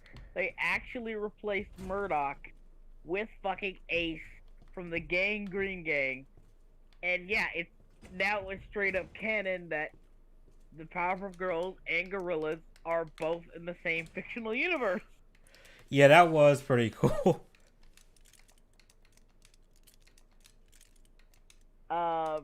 Pretty sure it's M-E. Hold up. I look at this note again. Like your dad's initials, okay. Wait, first story I was supposed to be figured out by the way. Scott, okay. I think that's on this one. So like what I was thinking, like what I wanted, like I was thinking like maybe and the reason I say like Hellboy and Atlantis are in the same universe is because Mike Mignola actually did the concept art for Atlantis, and they both have to do it like supernatural and like stuff like that, and like diesel punk era shit, a lot like Hellboy. So I was thinking that would be cool if they crossed over to a degree. Yeah, that could be cool. And like it would, like you could even like have it make sense because remember, exposure to the crystals in Atlantis prolongs your lifespan because remember Kita's like 8,000 years old. Yeah, she's old as hell. And she looks and like I still like Milo's reaction to that. He's like, wait a minute, that would make you over 8,000. I like how he's actually doing the math. You see him doing it. Like, I make you over 8,000. He says, yeah. He's like, hey, looking good. He's like, damn. He's like, damn, what's your secret? Oh, fuck, Mr. X, really? You're going to be right there. He's like, oh, fuck, girl, what's your secret? Gotta get on that. Gotta get on that Atlantean plan. Oh, shit, I'm missing out. Yeah, so, like, it would expand, like, their lifespan. So, like, they could probably live to see, like, post-World War II after Hellboy was born. But it would depend, like, if you want to go by movie Hellboy or comic Hellboy. Either way, they would probably live past that and still look pretty damn, like, by the 90s, they would still look pretty damn young if they were exposed to. Oh, yeah, Atlantis would probably be... Now I'm thinking about Atlantis, you could cross that over with, like... I mean, Ninja Turtles always got weird shit in it, so you would throw in Atlantis in there like that. And then, like, Gargoyles. I mean, Gargoyles could fit in Hellboy. I could see that, because Hellboy deals with supernatural stuff anyway. I mean, that's his whole shtick, is I deal with supernatural shit. Yeah. So I could see Hellboy fitting in there. And, yeah, actually, you know what, that could work. Obviously, you have to balance it right, because that'd be one of those things with the more shit you bring to a crossover, the more elements you have to balance. Yeah, I get that. Can be that. I'm just saying, like, that's my headcanon, like, and I know it's cringy to say headcanon shit like that, but I'm just saying, like, at the end of the day, I think it would be cool if, oh, you got 5 people watching, Edgy. Yay! Headcanon, I don't find cringy as long as you recognize that it's headcanon. The minute you start acting like it's canon or get pissed when something happens that makes it not canon at all, and you think it was supposed to be canon, that's when I got a problem with you. That's when it's like, bruh. My headcanon is, I would believe Atlantis the Lost Empire, Hellboy, Gargoyles. Man, I am fucking lost right now. And freaking TMNT all take place. So yeah, I think that could work as like a fan thing. You could probably get. How does he fucking know where I am? He can smell you. I didn't He's even like fire a woman, he shot can that smell. time, so how the fuck did you know where I was? He's like a woman. He can smell your fear. What kind of woman are you hanging around with? I mean, I remember that joke from Chowder, and they said, "How am I supposed? Oh, hey, John. I gotta hide from Panini, and I gotta hide from Panini, and then hey, what's up, John? I gotta hide from Panini, Oh, he fucking up. and then Mung's like, there's only one thing you have to do. Oh, I know. And then like Chowder legitimately turns invisible, and then he says, nah. And then like Mung's like, nah, that won't work. Women can smell fear. And he like turned back and he's like, ah, darn it. That show was nuts. Like fucking. Like, C.H. Greenblatt made that show. You made that and Harvey Beak. Watch both if you haven't, because they're both hilarious. Yo, my game just lagged the fuck out right there. You know, C.H. Greenblatt. C.H. Greenblatt has worked on, he worked on Rocko's Modern Life, the original SpongeBob, and he was heavily in The Grim Adventures of Billy and Mandy, and I was like, okay, yeah, Bill and Mandy was the shit. Billy and Mandy was fucking hilarious. That was the shit. Just for how fucking random it was. And then there were so many jokes that like would go over a kid's head to the point where it was like, what the fuck? There's a freaking Pulp Fiction reference where Grimm and his girlfriend were doing the twist like they did like John Travolta in Pulp Fiction. What's it? Yeah, like Uma Thurman. John Travolta and Uma Thurman, yeah. And they were doing the twist like in Pulp Fiction, and I was like, what the fuck? Yeah, that was pretty cool. That show, I remember the episode where Billy had to get like an eye exam, and he kept freaking out about it because they were going to do the laser surgery thing, and then Graham decided to do it, but the problem was, like, I think Billy started basically seeing when people were going to die or something crazy like that. It just showed him a bunch of crazy shit. and then Grimm kept getting progressively more pissed and kept zapping his eyes, and at one point it went full anime. Yeah, he's like, I can't understand what you're saying. And then I remember somebody said with the quotes on top said Bleedman Comics, and I was like, oh my fucking god. Wait, what did he say? It had captions on there like Bleedman Comics on top of it. Oh. Do you remember? You ever see Bleedman Comics? I have not. I'm not sure. I haven't seen that one. I'm pretty sure I haven't. Basically, if you look it up, basically he's a guy who made a bunch of like fan comics of basically cartoon characters like in anime. Or it was really popular, extremely popular during like the web comic golden age of like 2000 of the late 2000s, basically the web comic golden age. So by 2000, basically I want to say like 2000. Now we live in a post-Control-Alt-Delete world. That's a joke. For better and worse. I remember I was watching this one YouTuber, Deadwing Dork. He watched, because I didn't know that Control-Alt-Delete has an animated series that was made like straight DVD, and it is like people, you know, how people shit on Flash animation. Yeah. It's like this is like every like ranter, like animation community ranter's like wet dream to just rant on for Flash animation because it is that bad. Yeah. Like I was like, holy shit. And here's the weird thing: Flash animation isn't inherently bad. No, that's the thing. It's like when people shit on CGI, and it's just like CGI isn't bad. It's just it's a tool that has to be used properly. You have to know when and how to use it. You also have to have the budget for it. I think when Flash is used properly, Flash can be used very well when it's properly stylized. I think that's the best argument I can have for Flash. Like there's some genuinely good Flash animations that are solid as hell. Total Drama is a great example of that. Like Total Drama Island was Flash animation. Yeah, that looked pretty good. it looked really good because it was stylized. It was stylized very well. Um, what's another show that uses Flash? I know Johnny Test used it. And, like, the first I season, I like don't it. remember looking that bad. But I do know, like, later seasons, I think because their budget got cut or something, that they Yeah, their did. It budget did. That it got wasn't. cut, and I think they straight up used Toon Boom. I think they switched from I Flash to Toon Boom. I think that's what happened. and I don't and I think it was traditional. I think it was traditional animation that they used in the first few seasons. I thought it was Flash they used initially. No. It was Flash later on. For the first few seasons of the show, it was traditionally animated. Okay, I like how he just bitch slaps zombies out of his way. When he's trying to kill you, he's just like smacks them out of the way. Yeah.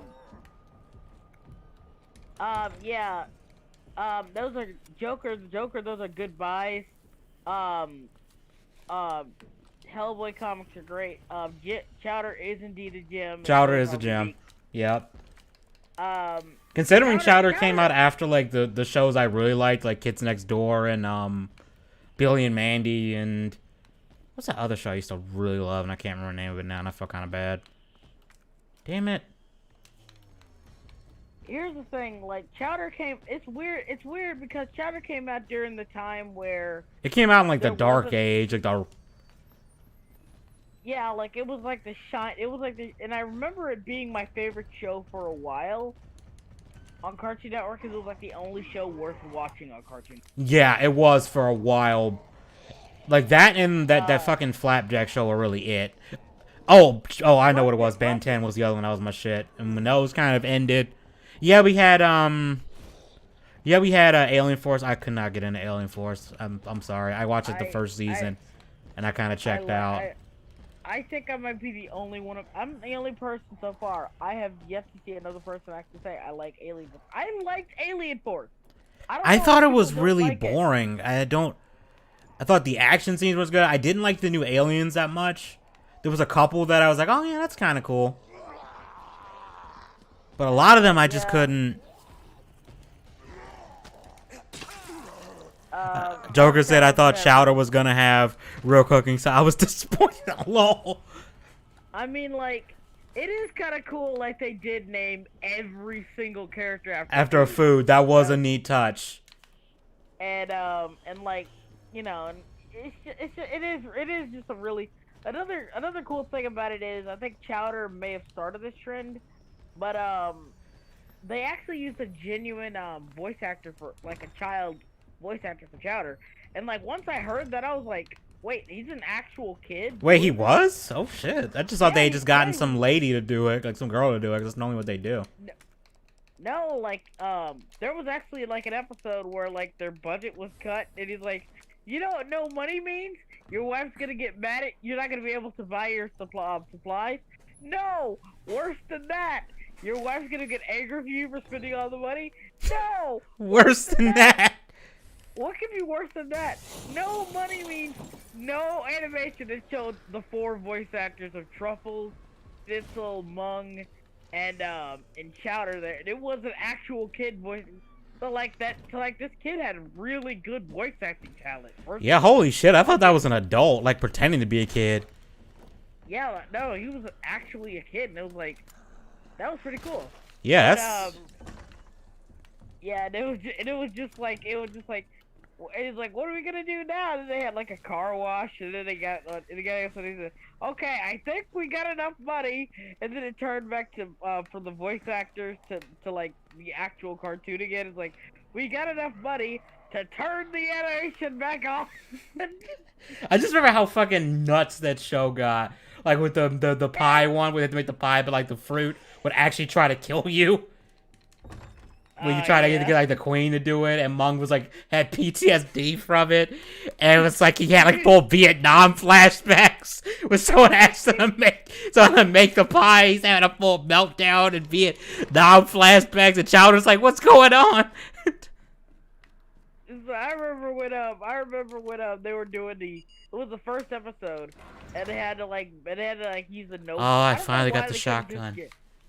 I don't know why they couldn't just order a bunch of apples, but whatever. The no fruit you had to pull like the leaf on the no fruit, and then like you smacked it and you got an apple, right? You had to make sure you got it at the right time. God damn it. And then like they kept smacking the apples, and then like at one point he messed up, and it got like this monster-looking creature. Yeah, I do like how It looked like a face hugger from fucking Alien. Alien. And it was like Mung, what is this? And it was like, and Mung was like, what the heck What is the that? Sam Hale? And then it immediately went on Schnitzel's face, and it was like fight it off. It was like, oh, he kept trying to hit it and get it off, and then it was like, and then he finally got it off, and it scurried like to the corner of the room. And then Mung just said, "I think we have enough apples." Yep. I remember that one episode of Billy and Mandy with the Super Chickens, and they basically parodied the 1998 Godzilla movie, the American one, and like they were reenacting that, and Billy eats one of the eggs and cracks one of the eggs open, and the scientist is like, I forgot to mention the Super Chickens have acid yolk, and Billy's like getting burnt up and shit, and it's like y'all really just dead ass parodied the 1990 Godzilla movie that everyone fucking hated. Basically. Like, I've told you how much Japan hated that movie, right? Like how fucking Japan, petty really. Japan got with that. Yeah, like they actually like made him a cannon monster in because they called him Zilla, I think, in that one. Yeah, they made him a canon. And then they had the original Godzilla beat his ass. I forgot to mention, here's how much they hated that character. The scene, if you have the DVD, that scene where they fight each other is called Pretender to the Throne. And it's like 5 seconds long of just, it has this hardcore metal, like rock music playing. Like you think it's about to be a serious fight, and it's like it's over in 5 seconds. Like the song just got going, and it's like Zilla is already dead. And even the main villain of the movie is just like, I knew that tuna head wasn't up to much, and just goes, next. Like, next monster to send at Godzilla. I have the legally not a deagle. The lightning hawk. Totally not a desert eagle, guys. Totally not. Look at that thing. I want one. Even though it'd probably break my damn wrist if I tried to shoot it one-handed, I want one. Because it just looks awesome. Actually, I'm going to keep this out because I'm probably going to need it because Mr. X is probably coming. It's probably like right around here. X is going to come and he's going to give it to you. Yeah, he's going to deliver something, and I'm not going to like it. Yeah, speaking of devil, he's probably like right. Yep, there he is. I like how he opens the door very like gingerly too. How the hell are we gonna play like he does? Yeah, he does gonna do. Oh, Joker thought now mod 2 Mr. X is for real. Bro, there's a mod where someone put fucking Shaggy from Scooby-Doo in this, like 4 Mr. X's stalking you the entire game. Now you do have an ability that does like knock them down in like 2 hits, but still. Why would you do that? How are people gonna play Resident Evil like I think Resident Evil 8? And how are they gonna play it with Lady whatever the fuck her name is? Bruh, so someone did the math, and she's like not including like shoes is like 8 feet tall, and apparently she weighs like 500 pounds. So everyone who wants her to step on them, she will literally cave your fucking chest in. Like you ain't walking away. You ain't gonna be gratified with that, I imagine. Just so you know. 500 pounds? Yeah, apparently someone did the math on how much she weighs, based on like her height and stuff, and I don't know how the fuck they did it. It's like she probably weighed like 500 pounds. I mean, like 200 of that gotta be in the titty alone. No, it's the ass. It's the ass. It's the vampire cake. It's the vampire cake. It's 150 in the titty, 250 in the ass, and everything else out. Yeah, I don't fucking know how to. Yeah, it's kind of like, I think Capcom was like, y'all know, yo, you knew the internet was gonna be like, we're gonna waifu this thing. We're not gonna be scared of it. Yeah, Like, you had to know. Like again, like don't say we don't want you to sexualize our characters. And then do shit like that. Yeah, do shit like this. Like, what do you expect?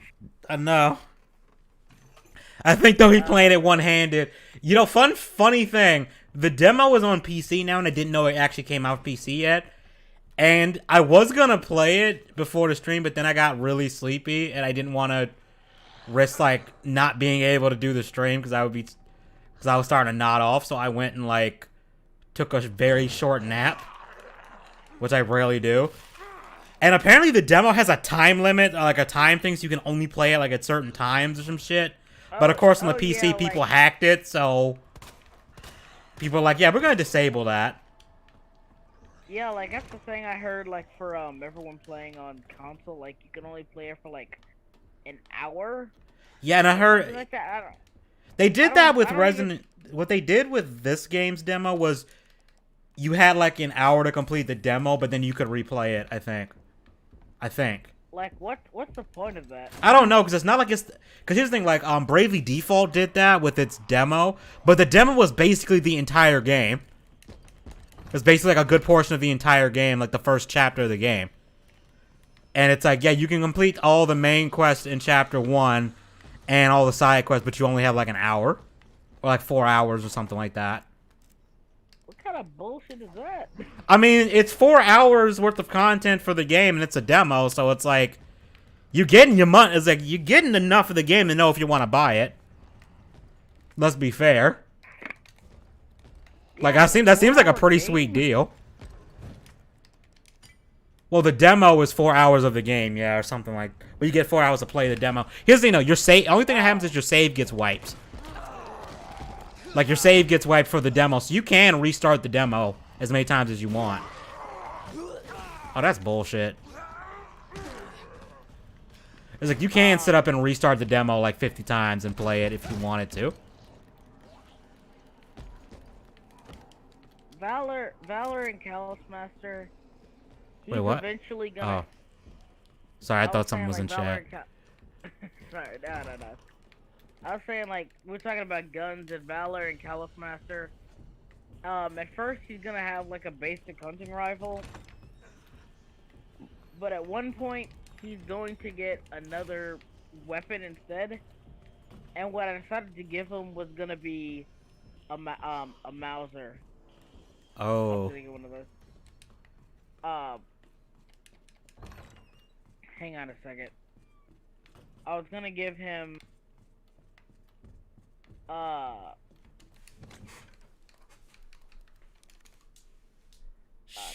Shit, I think I'm missing one. Oh, I gotta get the one in the room. Fuck, I don't have any healing items. Shit. And I can hear Mr. X. Are we really doing this? I don't have any healing items bullshit again? Yes, we're doing this bullshit again. Edgy, you gotta be more prepared, buddy. I mean, I kind of got confused and couldn't remember where one of the keys were, so that's 100% my fault. Leon, walk it off, dude. Walk it off. It's only a couple bites and a fucking Terminator punch to the face. Let's be honest, Mr. X is like, we wanted Terminator, but we couldn't actually do Terminator. Because copyright. Though I'm not gonna lie, if you actually did a Resident Evil movie and you had Arnold Schwarzenegger in his prime as Mr. X, that'd be pretty awesome. Can you just imagine that, like, someone's just shooting Mr. X with a gun and he's just doing Arnold noises, That would be awesome. That would be awesome. Yeah.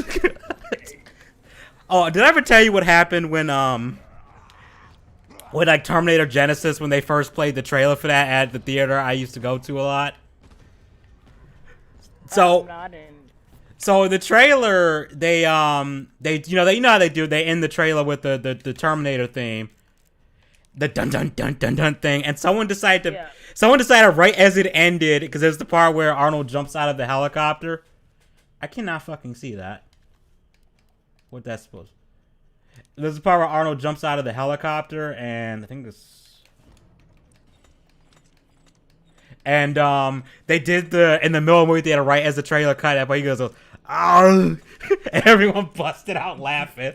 And so I just did it loud enough for everyone to just "Arr!" Everyone was like laughing hysterically because it was like, yeah, this movie looks like trash. Like, what is this shit?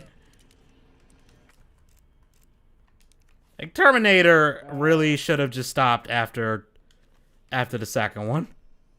Yeah. I cannot see what the fuck that is. So that's the pistol I kind of want Valor to have. A Mauser's C96. Oh, okay. It's on the Discord. Okay, hold on. I have to alt tab to look at it. Wait, is that supposed to? I think there's supposed to be like a photo that lets you. I think there's supposed to be a photo that gives you the answer to this, but I'm just gonna see if I can brute force it. Because I don't remember where it is.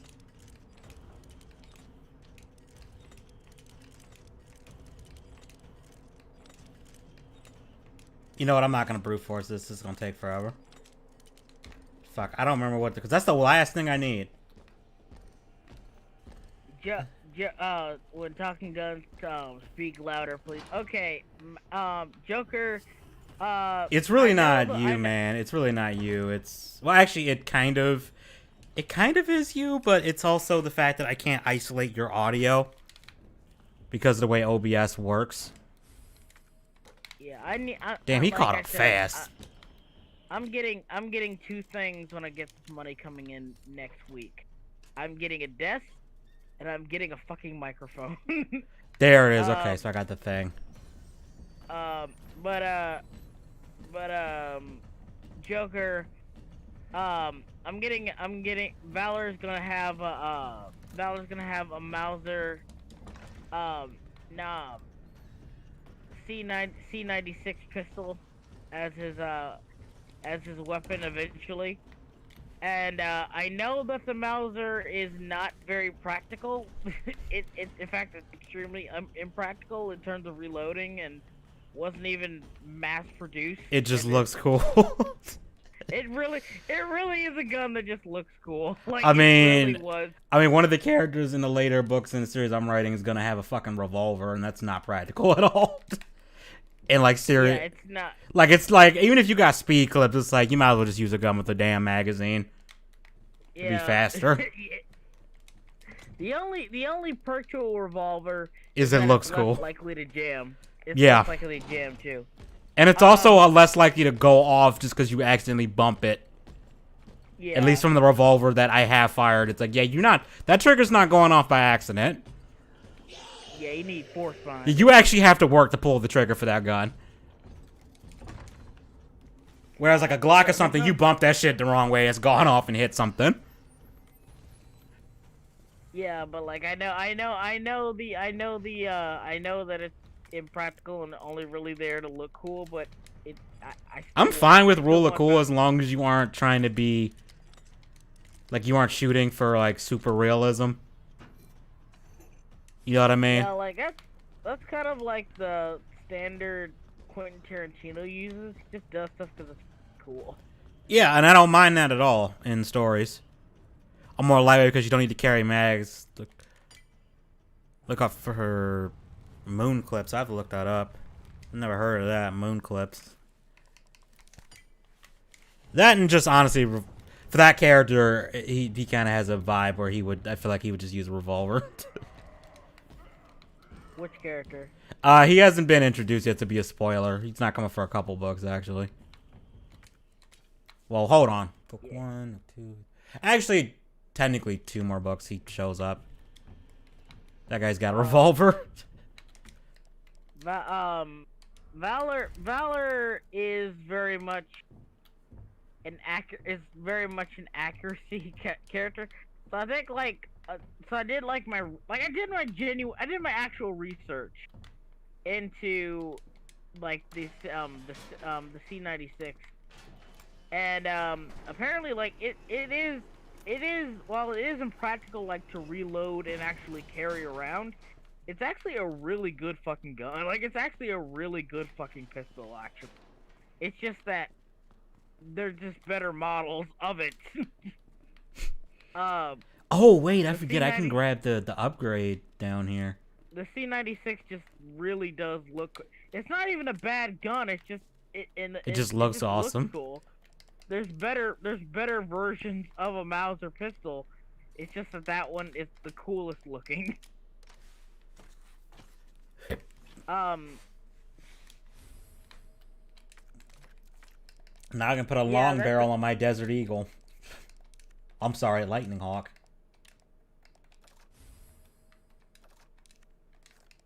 yeah, but Oop. Callus Master. I think that's the thing. Like Callus Master, you know how Callus Master came into my head. Yeah. I was thinking, um, and I know this feels like I'm shilling on your stream right now, and I'm sorry. Dude, I don't mind. I mean, I don't mind. I mean, Um, you gotta shill somewhere, right? yeah, well, in Callus Master, the main thing that kind of got me interested in this direction of like my of the aesthetic of the world is how come every fantasy story has to be either in medieval times or in steam? Honestly, I Like, feel like the reason why a lot of fantasy stuff is set in medieval is because it would. I think it's because you. I think because a lot of medieval stuff, it's like a journey kind of aspect, and you know the whole appeal of that is you're either on foot or you're on a horse or something. You're not in a car. Because like I think it's harder to make a car ride interesting unless you're gonna have car chases or the car is constantly breaking down and all that kind of stuff. You know, there's nice excuses for like character to get thrown into some random shit. If it's just like them in a car or some kind of motorized vehicle. Not to mention, if you said in like modern day, you have the issue of, okay, why can't we just Google shit or call people for yeah, things, you like know? that's not I'm not going for modern fantasy. I'm not Oh, I'm going not for saying you urban are. I'm fantasy just or giving anything. reasons why I think most fantasy stuff isn't set in modern day. Plus, if it's set in medieval, it's a little more plausible for people not to know about supernatural stuff. Like your average I mean, person, like if you wanted to go that route. I wouldn't say what you're saying. I don't think that's really will work because like it means like urban fantasy. So that means basically like a lot of like Steven Universe would count as urban fantasy because like there's like a modern, it's basically modern day with Oh yeah, I'm not saying with that it fantasy. doesn't work or that you can't do it. I'm just giving reasons why I think a lot of people avoid it. Like the reason I don't do urban fantasy is because like it just I don't think anyone's actually done it well except maybe the book Night Watch, which was kind of cool. I don't think I've There was ever read anything that was straight up urban fantasy that I really found all that interesting. I don't know. yeah because a lot of Maybe it's because I grew up watching like Lord of the Rings and stuff, so I like medieval fantasy stuff more. yeah, but like here's the thing, I never liked the idea of urban fan. It just feels like, oh, here's modern world but with vampires and werewolves, Yeah, yeah. and it feels very, I don't know, it feels very tacked on. It doesn't feel like it's actually integrated into the world. It feels like this is our world, but now there are vampires and werewolves and shit in it. And I'm just like, okay, That's always the vibe I've got, and I'm not saying this is true for yeah, every story because I'm sure there are some really good urban fantasy stories. But I've always felt like that's kind of the. And then plus also, and this is gonna be, and it's gonna be another thing. People like sword fights in fantasy. Like it feels like that's one of the things people expect is a sword fight. And in modern day, if you said that in modern day, everyone's gonna be like, "Why aren't you using a gun?" You have to come up with a reason why a character isn't using a gun. And I yeah, mean, there's ways to do it, like, oh yeah, this thing can only be killed with this particular type of weapon, or something, or or you have to like cut them apart because bullets don't work, that kind of thing. Like, there's ways uh, around it. I like my, but my setting is more like if a Tolkien-esque world, like traditional fantasy. Joker. That Um, actually is a movie. That actually is a movie called I think it's called Daybreakers or Daybreak. It's like a movie where vampires, everyone on Earth is pretty much a vampire, or the majority of the world, and they have humans like basically in like blood farms. They're just strapped in these machines and pumped full of blood. And the whole premise is the vampires are running out of humans to feed on. And even like, because they can also feed on animal blood, even like the vampires that feed on animal blood, they're running out of that too. And the problem is that if they don't get blood, they deteriorate into these bat-like monsters. So, and it has Ethan Hawke in it. It's actually pretty good. It's kind of, I wouldn't say, I don't know if I'd say low budget, but it feels like a movie that doesn't have like a super huge budget. But like, it doesn't look bad or anything. Like the effects are pretty good for what they're going for. And Ethan Hawke's character is a scientist who's trying to come up with a blood substitute. So, once they run out of humans, the vampires still exist. And it turns out that there's actually a way to cure vampirism, and that's to expose yourself to the sun in like a very short burst before it can kill you. And it apparently turns you human again. And he ends up doing this, and I'm not going to spoil the rest of the movie because it's actually pretty interesting. The ending does sort of... It sets up where it could potentially get a sequel, but I don't think it would need one. But it is kind of that sort of premise. The only thing is the vampires don't really have any like powers or anything.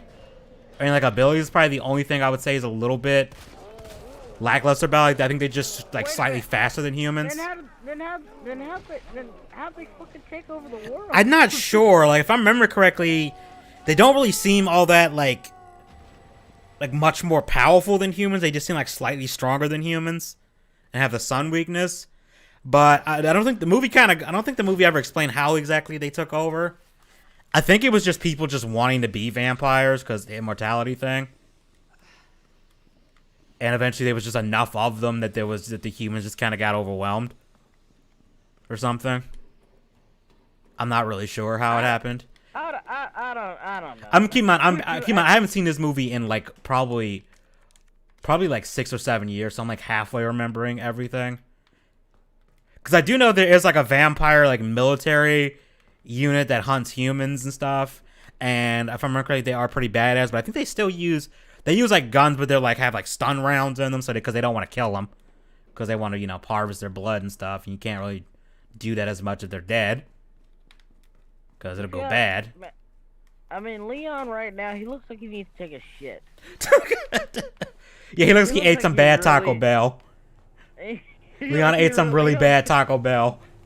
He don't look like he's hurt. He looks that Smokey. I'm not the smartest guy in the world, but from here it looks like he's trying to take a shit. Yeah, it does look like he's trying not to take a shit right now.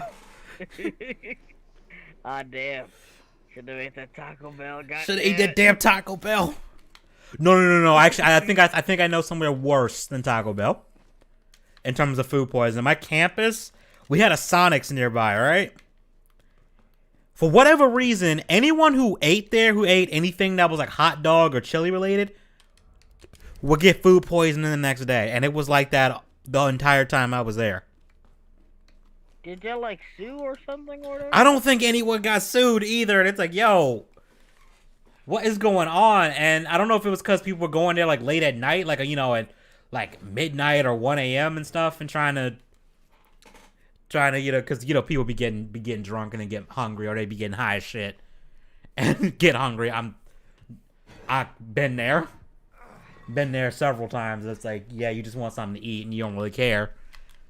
And I don't know if it's the night crews just fucking up and not preparing shit properly or what, but people would get sick. Like almost every person who went up in there that came out of there sick as hell. That's how I felt about Burger King. I don't eat at fucking Burger King. Oh, I had to stop eating because I used to be a huge KFC nut and would eat there a lot. Then one time I got served like raw chicken and got food poisoning for a week. And I was like, I'm never going to a KFC again. Okay, we got to find Leon a toilet fast. I don't think he's gonna make it.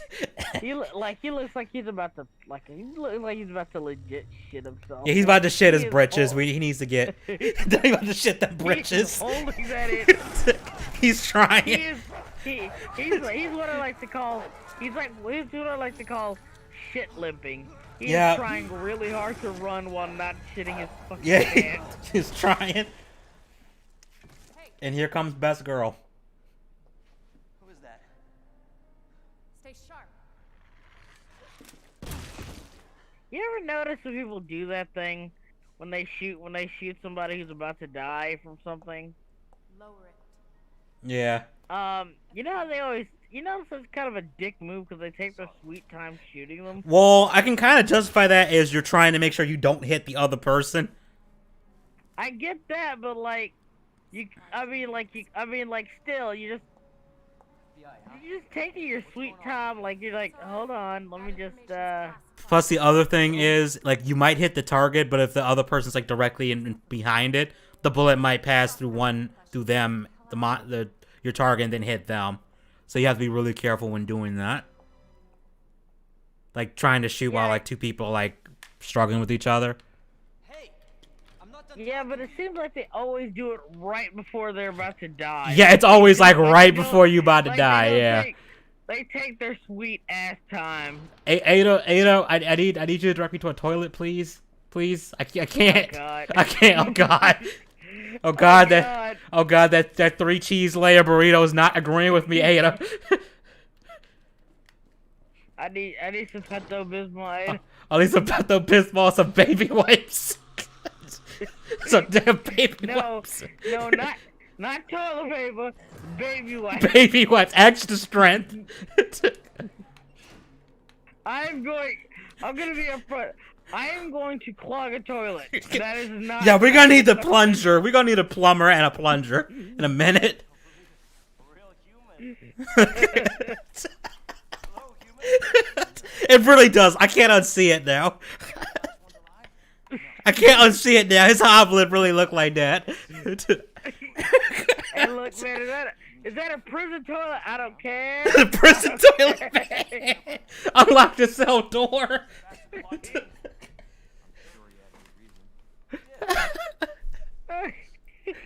You know what's funny? There's a Wii game on Resident Evil Dark Side Chronicles. It's like an on-rail shooter that has its own story, but then retells parts of Resident Evil 2 and Code Veronica. And because it's first person, See a Joker. oh yeah, see a Joker. Yeah. Ada, when Leon meets Ada, it is unintentionally hilarious because there's a part where Ada is like bending over, like right in front of Leon to grab something.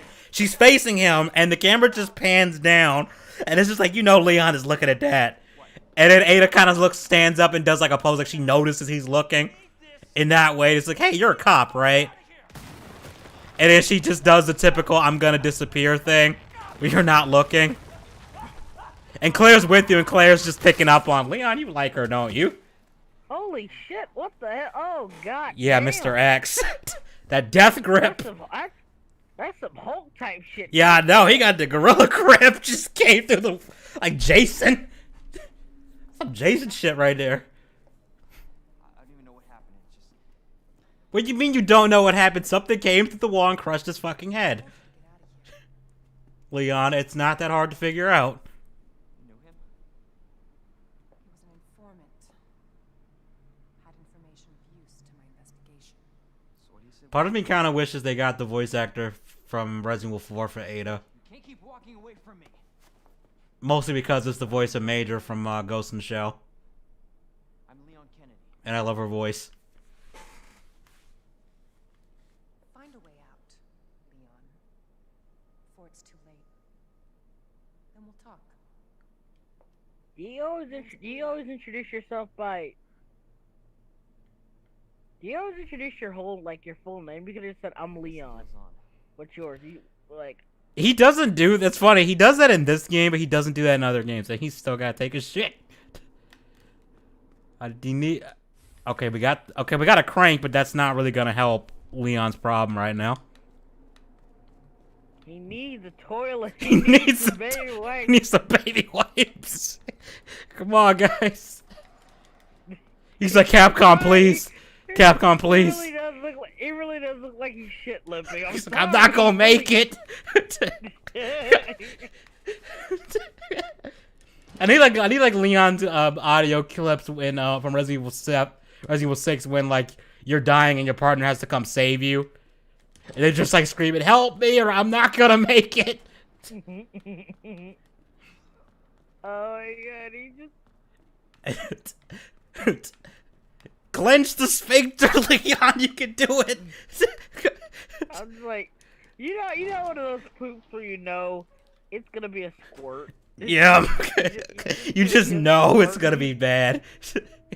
Like you know if you oh hey Erwin. You know if you give it a little bit, if you let go of a little bit of pressure, just if you give it a little bit of leeway, you know good and well you're gonna mess up your pants.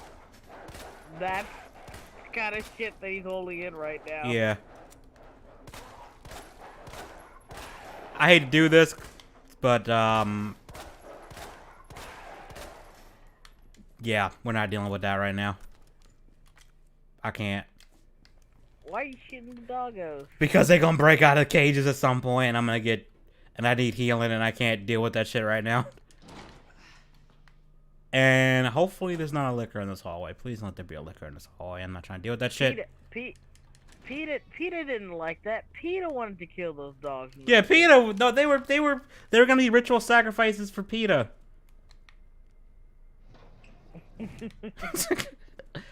You remember when Peter was talking shit on Steve Irwin's birthday? Oh, you remember that shit? I remember everyone went in and just... Everyone went fucking hard on them for that. Yeah, it was like... It didn't matter what your politics were. It didn't matter who you... It didn't matter. It didn't matter. We all said, you know what? Fuck you, Peter. That meme left, right, hating on Peter for shitting on Steve Irwin. I remember that one meme. Remember that one meme where it's just like a bunch of random people coming in with like the swords crossed together. Yeah. The one circle. Just everyone was just hating Peter. Yep. Oh my god. They like his daughter. She had her child recently, actually. Oh, she did? Yeah. Oh, cool. Cute little baby boy. I used to watch the Crocodile Hunter a lot. They used to see my shit. I remember someone did this really awesome fan art of him as a like Pokemon trainer kind of, where like he was going around like he was not really a trainer, but he was like almost a professor. That's what he kind of was. Yo, that's not what the fuck. You know. Zombie just got launched. You know what makes you sad? What? Oh god. I remember in I think it was an interview or something where crap, why am I forgetting names? Fuck. I do that all Robin the time. Williams. Robin Williams. Oh man, Robin Williams. He said if they ever made a Pokemon, like he was a really big Nintendo fan. Remember, he even named his daughter. Yeah, he named his Zelda. daughter Zelda. Yeah. Yeah, he said if they ever did a Pokemon movie, he wanted to play Professor Oak, and I thought that would actually be perfect. Yeah, I would love to see him play. I would have loved to have seen that. I know. No, that makes me fucking sad too. I know. Nicolas Cage is such a huge fucking Superman fan that he named his damn son Kal-El, and it's like, your kid gonna get bullied so fucking hard, man. Your kid gonna get bullied so fucking. Your kid better be fucking swole. That's all I'm saying. Like you setting that kid up for some bad, like with some high expectations. Like your kid better fucking god tier, like alpha Chad jawline and shit. You gonna name him that? Because it's like he gonna get bullied so hard, man. I mean, I knew a kid his name was Ben Grimm. That was his actual name. Okay, that one at least is like, okay, that's an actual like name combo that doesn't, that someone didn't just make up. But apparently he knew enough. I was like, oh dude, your name is so cool. He said, yeah, I get that a lot actually. Yeah. And Okay, I'm the key like, is okay, not yeah, fucking in here, is it?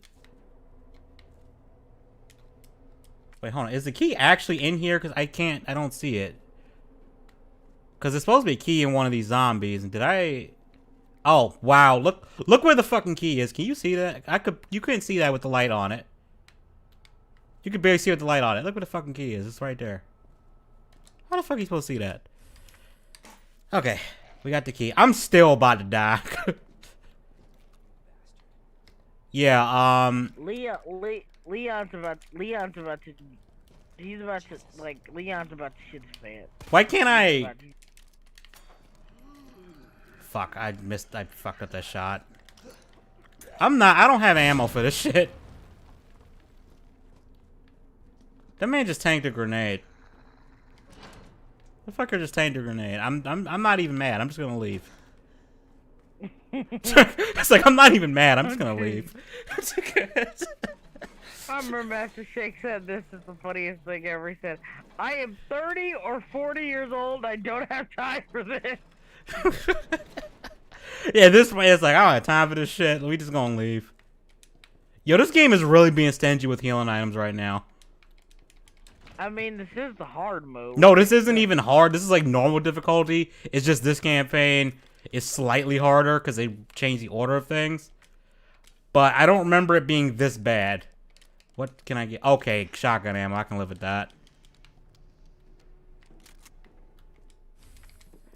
Actually, I just realized I could have made magnum ammo this whole time. I could have just combined the two high-grade gunpowders together to make magnum ammo, but fuck it. I still gotta go on this. I still gotta get on the stream with Sauron later. Yeah, you got like almost an hour. I'm kind of tired. I don't think I can do it. Shit. I definitely couldn't do that stream, just not even because of the time, just because it's like I haven't watched enough of the 3D Clone Wars to really like be like worth contributing to that conversation on which I think is better. Like I've watched all of the first season and a good portion of the second season, but it was so long ago I don't quite remember all of it. Oh, there's a green heart right there. Ah, dude, like the show gets so much better. Oh, I heard it did, and part of me wanted to rewatch it, and I had it like on back when it was on Netflix years ago. I had it in my watch list. Then I just never got around to it, and then Disney Plus came out, and it's like I ain't watching on Disney Plus because fuck that, I'm not giving Disney money for that. Fuck that. Got weed. He's got weed. He's got rid of the shit. Yeah, weed cures everything, guys. Edit Susan, that was a joke. I am not endorsing drugs. Unless it's alcohol. Because that's legal.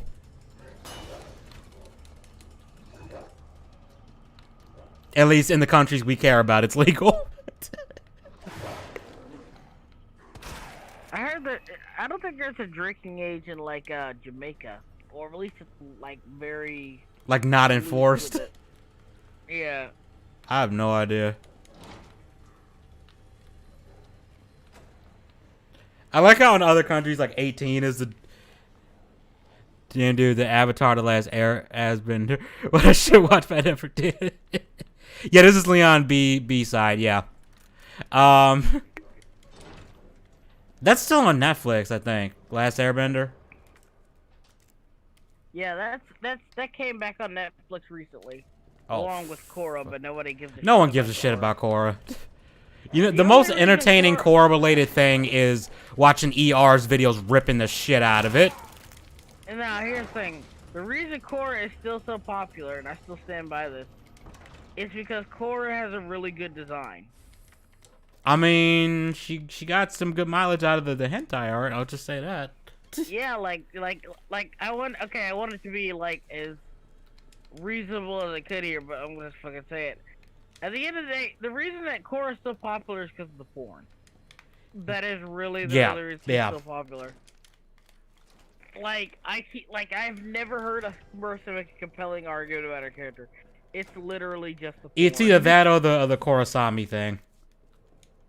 Yeah, that's literally it. The Korosami thing and just porn. Like, porn. That's literally it. Fucking porn. Oh, now I'm just remembering. You remember that game made by the guys who did Borderlands, Battleborn?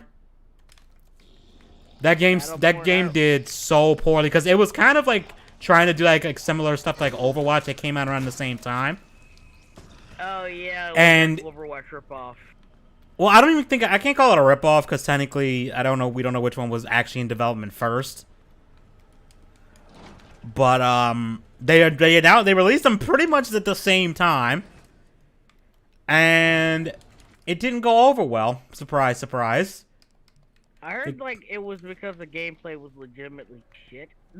The gameplay from the bit I remember, because I actually bought the damn game, because I had played the beta and kind of had fun with it for a little bit. The gameplay wasn't even that bad. It was just the game. The game had this weird thing where it tried to it wanted to try to be a MOBA, but then not a MOBA. At the same time, it kept saying it was, but then it wasn't. And it's like, okay, what the fuck is your game? No one really knew what the hell it was trying to be. And I think that became a huge problem. I remember having a pretty cool, like, animated opening. Yeah, like, the art style was cool. I liked the character designs, and some of the characters were actually pretty... I might die. Some of the characters were actually pretty fun to play. Just I need a toilet. Yeah, we're back to toilet mode, and I just juked that zombie dog. I think Leon has a harder time with the parking lot because these dogs are... Oh, really? Motherfucker.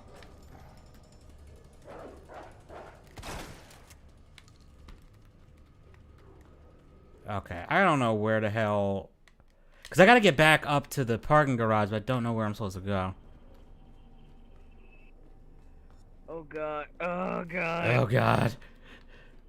I had 3 burritos. I should stop the third POV burrito. when you had three burritos from Chipotle. Oh, I'm an idiot this way. You know what really gives you the shit? Subway sandwiches. Yeah, that and Indian food. Indian curry will do that. Spicy curry will make you go to the bathroom.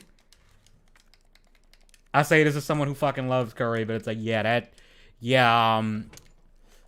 just be prepared to be on the toilet for a while the next day. Just be prepared. It's gonna happen. What's the spiciest curry you've eaten? This is restaurant. I forget what the dish is called, but the curry is like blood red, and it is ridiculously spicy. To the point where they give you more than enough bread because they just know that if you didn't have bread, your tongue would just melt. Like, I've actually broken out sweating eating that. Because I tried eating it one time without the bread. Without the non-bread, and it's like, I can't, dude. Green curry, yeah, green curry will fuck you up, too, if you ain't prepared for that. Green curry will fuck you up. Thai curry will fuck you up. Like it'll fuck you up. Thai curry will fuck you up, too. What curry? Thai curry. Like, some of the Thai curries will fuck you up if you ain't careful. Yeah. There's a restaurant like that has drunken noodles. They changed their recipe recently. They put, I guess people said it was way too, and people thought it wasn't spicy enough, so they cranked it up. And I'm kind of mad because it's like, it's spicy. It's almost spicy to the point where it's like, I barely can taste anything but the spice right now. You guys really could have toned this. You really should have toned this down. Like, you had it perfect before, and then you just cranked it up even more. Don't be a pussy, Edgy. I mean, I can eat it, but it's just like, it feels more like a challenge to eat it rather than something you enjoy. I get that. Like when I got those fire noodles, they're honestly okay because they're actually pretty tasty. But yeah, like I had like milk on standby because it wasn't that I couldn't take the heat, it's that I don't feel like dealing with the afterburn. If I had to like do a challenge, then yeah, I could probably do it, but I would eat it a little bit slower. Yeah. But I want to eat it at my own pace. Yeah, that, and it's just like, you don't, it's like, unless you're doing it for a challenge and you prepared for the consequences when it comes out the other end, I don't usually go out my way to eat things that are just ridiculously hot, just for the hell of it. I mean, I would just for the taste, for the experience, because I'm a bit of a chili head, honestly. I don't think Leon ever gets the key for that door. Sorry, I'm simply thinking alone. Oh, I don't need that anymore. Okay, I can trash it. Trash The this too. diarrhea sweat. Yeah, that is. Whew. I remember when I tried wasabi the first time, and I had no idea how spicy it was. How much that shit me burns. Too. I didn't know what the heck it was. Because it So I didn't just look like it was tasted- something that was gonna be spicy, and then I ate it, and I was like, oh my god. Why did I do that? Oh my god! Like I had like a whole like dab, and I was like, Yeah, me too. I tasted it. Like, holy shit! Oh. I actually was coughing, like wheezing coughing. And my nose, like, cause it goes up your nose if you have too much. It just immediately goes to the nose, which is like the most painful place to have to feel heat. Is in your sides. It goes just right down. I was like, oh, okay, my nose feels like it's on fire. Yeah, that's what happened to me too. I had no idea it was basically like napalm horse. Leon, red herbs are spicy. he hasn't learned his lesson. The red herbs are the problem. Leon, you gotta stick to the green and the blue. You can't go for the Crimson Dream. I know it's strong, but I know it's the powerful shit, but it's not good for you, man. I know. I just went headcanon that like you don't actually. Oh fuck! I do not have space for this. I'm gonna leave that for now. The headcanon that you don't actually like eat the herb, you just smoke them. I just like that as headcanon. Even though 6 they actually show like what you do with the herbs. Like they make them in these little freaking pills and then eat them. Or like powder them up and then eat them, and it's like, bruh. Bruh, it's like, don't lie to me, you rolled that shit into a joint. It's like, y'all rolling that shit into a blunt. Like, look at Leon's hair. That dude's probably a stoner. That's probably why he wanted to be a cop, so he could bust other people for smoking pot and confiscate it as evidence that he can smoke later. And let me stop talking before I give Jeff ideas. Because that sounds like something Jeff would do and it would backfire. I'm trying to. I just got reminded of EDP. Oh god, that shit. I almost made a video about that shit. Cause I was like, cause the fact that the fucking predator poach people is like, the cops basically said he's probably not going to face charges. That dude's probably gonna walk. Because here's the. Oh, sorry. Go ahead. Here's the thing. I've like, it's weird because it's kind of coincidental because I recently like got into predator poachers because like I watch like shit like that when I'm drawing and shit. I used to watch like To Catch a Predator, right? Whenever I'm drawing and shit, like I'll be honest, I've never watched that. I don't know. I'm like one of those weird people. Like I don't think I've ever watched this shit. With Chris Hansen and shit. Yeah, I mean, I knew it was a thing. Like, you know, obviously because the have a seat meme, I knew what it was. But I just never like. I've seen every episode of To Catch a Predator at least 6 times. Damn, dude. It's usually because I have it on in the background while I'm drawing, and it's kind of coincidental that this blew up when I got into predator poachers because like I needed something new to, because like it's been like To Catch Predator's been canceled for years, right? Yeah. So I was looking for something new, and I recently found predator poachers like a few months ago, so it's kind of coincidental that this all kind of came together. It's kind of like I could sense the future. Here's the problem with, and I'm not saying that every single one of these channels does this, but the problem is that if you have evidence that someone's doing something like that, you don't make a fucking video about it. You go to the goddamn police.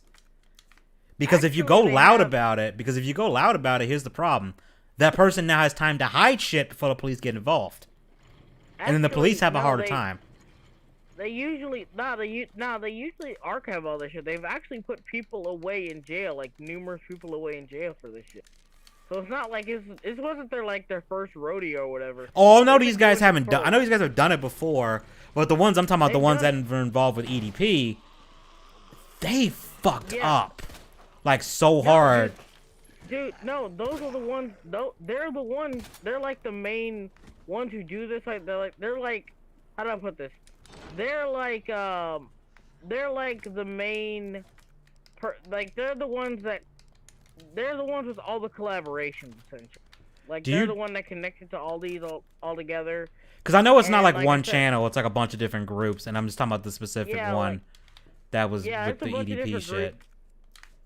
But yeah, like the main ones, Predator Approachers, they went after EDP, and they've like done this with other people before, and like I said, they've actually gotten like numerous. They've worked with law enforcement before, and they've actually like gotten they've gotten a lot of these guys, even though they've recorded them. Okay, so Irwin, like that. so just so you know what it is, EDP is this black YouTuber. His channel name is Eat That Pussy 445. That's his channel name, and he is a fucking pedo. Yeah, like here's the thing. Basically his whole shtick is like talking about the Eagles, talking about sports and all that. But He's like a more comedic famous for- rant. He was like a comedic ranter, pretty much. But like he was just he would he's- just say he's more motherfucker and be one- ignorant a lot and he's stuff. More, he's more well known for the memes. Yeah. Essentially. And the He thing, was, like, oh, I'll let you explain like, it.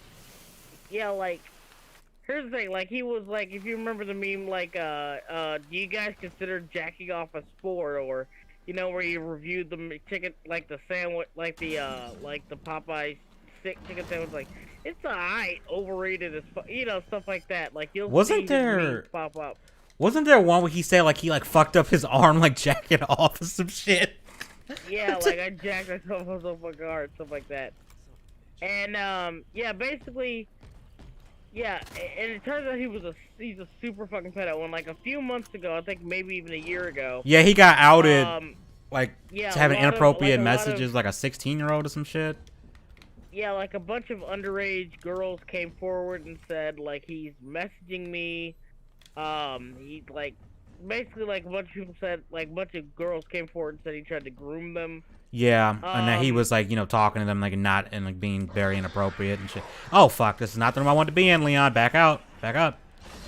And Run. then like but then like people waved it off. But then he like tried to wave it off as him just trolling. Yeah, that's what he He basically did. actually I'm just managed- trolling. Yeah, and he did manage to pull it off. Like he wasn't really canceled or anything. Yeah, that was the lot wild of his part. fan Was Yeah, like a lot of his fan base like stayed. Like yeah, like okay, we like this is like we don't believe it. We don't believe the bullshit. Yada yada yada. and because I heard about it and I didn't know that his defense was that it was a joke. Basically, like he basically said, yeah, it happened, but it was a joke. I thought what had happened was he was like I didn't know this person was this age, and if that was the case, I'd be like, okay, I can at least be like, all right, you were just dumbass, didn't confirm the person's age, or didn't ask them their age. Or like like they were like it was like a pyrocynical situation where it was like like oh well I didn't yeah, they were younger, but like they were barely legal or whatever. Oh no, that guy Irwin, that guy does not have Vosh's fans because that dude was a Trump. EDP was a Trump supporter, and Vosh's fans don't like that. So, don't think that was the case, yeah, or at least but, like the ones that don't hate watch Vosh. I don't know. But like anyway, EDP, but then this time Predator Approachers actually did like a whole sting operation. Which they And he fucked got up. caught in- I don't know how they fucked it up, honestly. You haven't. So here's the thing. Though I'm sounding like you saying here's the thing. What happened was if you watch it, when they called the first of all, the cops weren't there when EDP showed up. Like the cops weren't notified. They called the cops while EDP was standing right there. And the cops didn't get there, and EDP just left. Here's the problem. EDP has guns, and EDP is not probably a little bit crazy. So that could have ended really badly. Like he could have just fucking shot one of them or something. Like he snapped.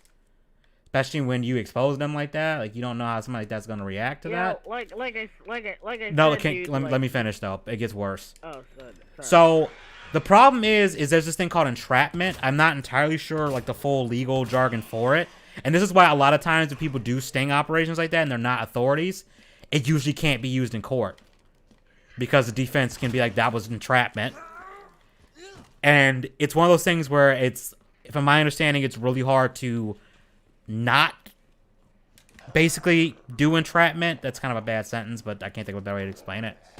It's really hard to not do that, which is why they leave it to law enforcement. The other thing is, and this is just in general, when you accuse someone of something like that, publicly, like on Twitter, YouTube, anything like that, you're giving that person time to hide evidence. Because, yeah, you might have a screenshot of it or an archive of it, but that screenshot or archive might not necessarily be enough to get them in jail. Like, and the thing is, if there's more incriminating evidence, guess what? The person can hide it now because you've let them know that they're being watched. That they might be getting investigated. That's the problem. Like, that's what I'm trying to tell you, dude. Like, I think, I'm not trying to say, like, I'm not gonna say, like, you don't understand how this works. I'm telling you, like, as someone who's watched a lot of, a lot of this shit, like, a lot of, like, predator catching shit. Like I said, I watch this a lot when I'm drawing and stuff like that.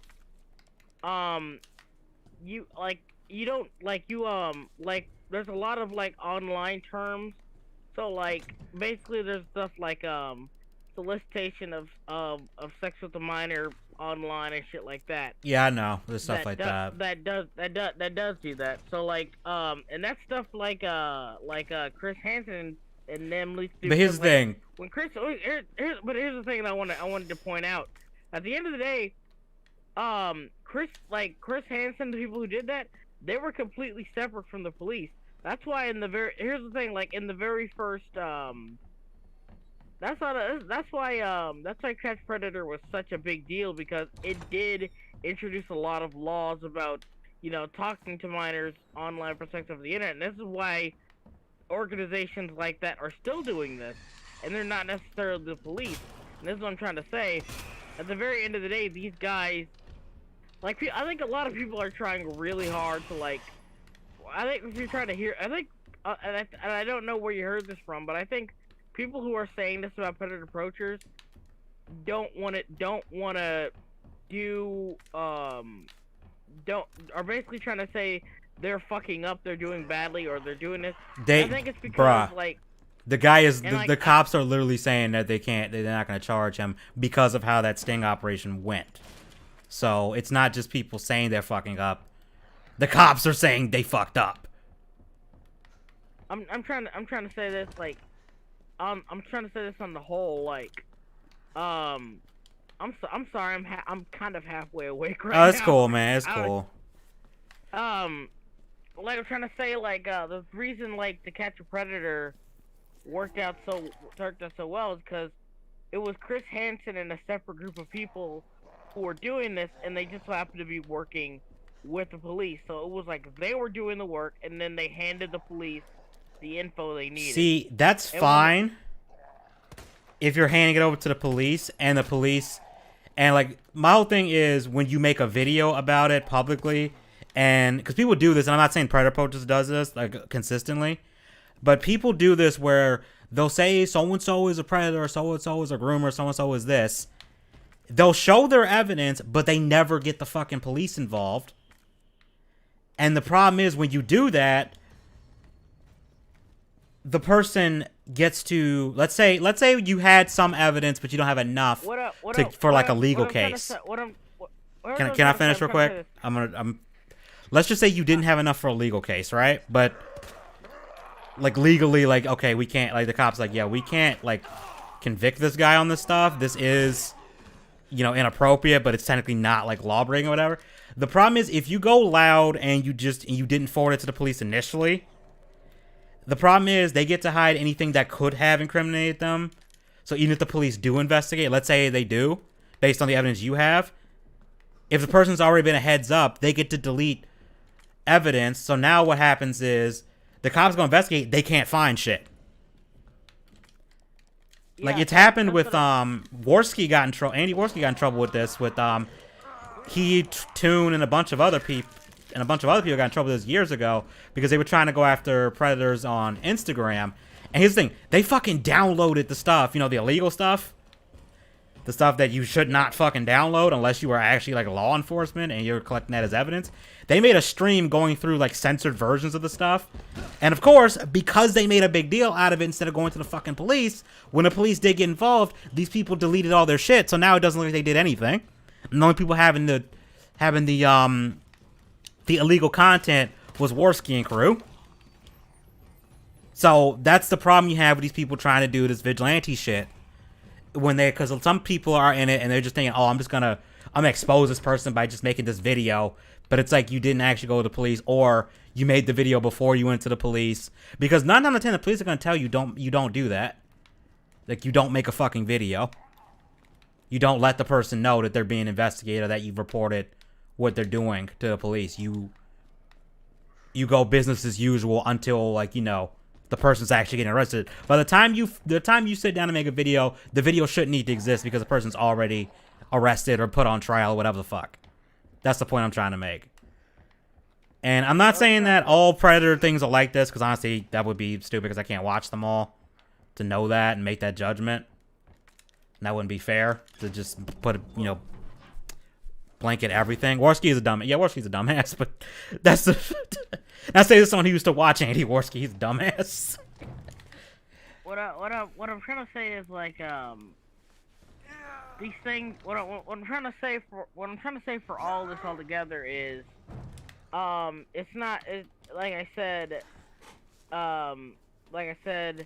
stuff like like I said, if they archived like the conversations that he had and stuff like that, it's you can still get if unless EDP can prove that this wasn't his official Instagram account and stuff like that.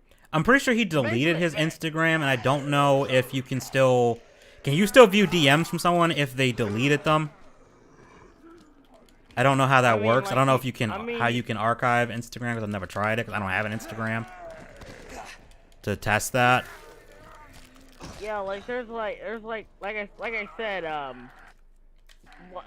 fucked up. I gotta get to here. There's a lot of stuff you can look into, and there's a lot of stuff you can. I just think, and also, I'm gonna need a coffee or something. Yeah, you probably are. Stream later. Also, the other thing, and this came out, the particular predator approaches that were handling the EDP situation. It turns out they used actual kids as decoys, and there's a video of one of them I guess one of their sting operations. The fucking kid was in the goddamn room with the pedophile. The pedophile was taking his shirt off. Like, this is on YouTube. Like, I've seen people show this clip, and it's like, what in the actual fuck is wrong with you people? Like, that could be considered child endangerment. I'm not a legal expert, but I could see that being a case for child endangerment, which would get you in legal trouble. And I'm pretty sure that's part of the reason why their channel got taken down by YouTube because of shit like that. Which is really fucked up. Like I said, this isn't me defending him. This is me saying I'm trying to make a case like people. I think people are trying to say like we try to like have a direct thing with EDP and saying like, oh they fucked him because of this. Yeah. I'm saying like if you wanted to like get him. Like, if you wanted to, like, get him, like, in a sting operation, like Chris Hansen type shit, then, yeah, it would be a lot easier if,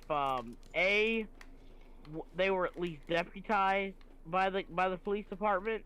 If the police department knew about it and they were deputized at the time, that would make things a lot easier. Yep. Because that would be direct, you know, and that's what they used to do with Chris Hansen, because, like, again, like I said, they didn't actually use cops.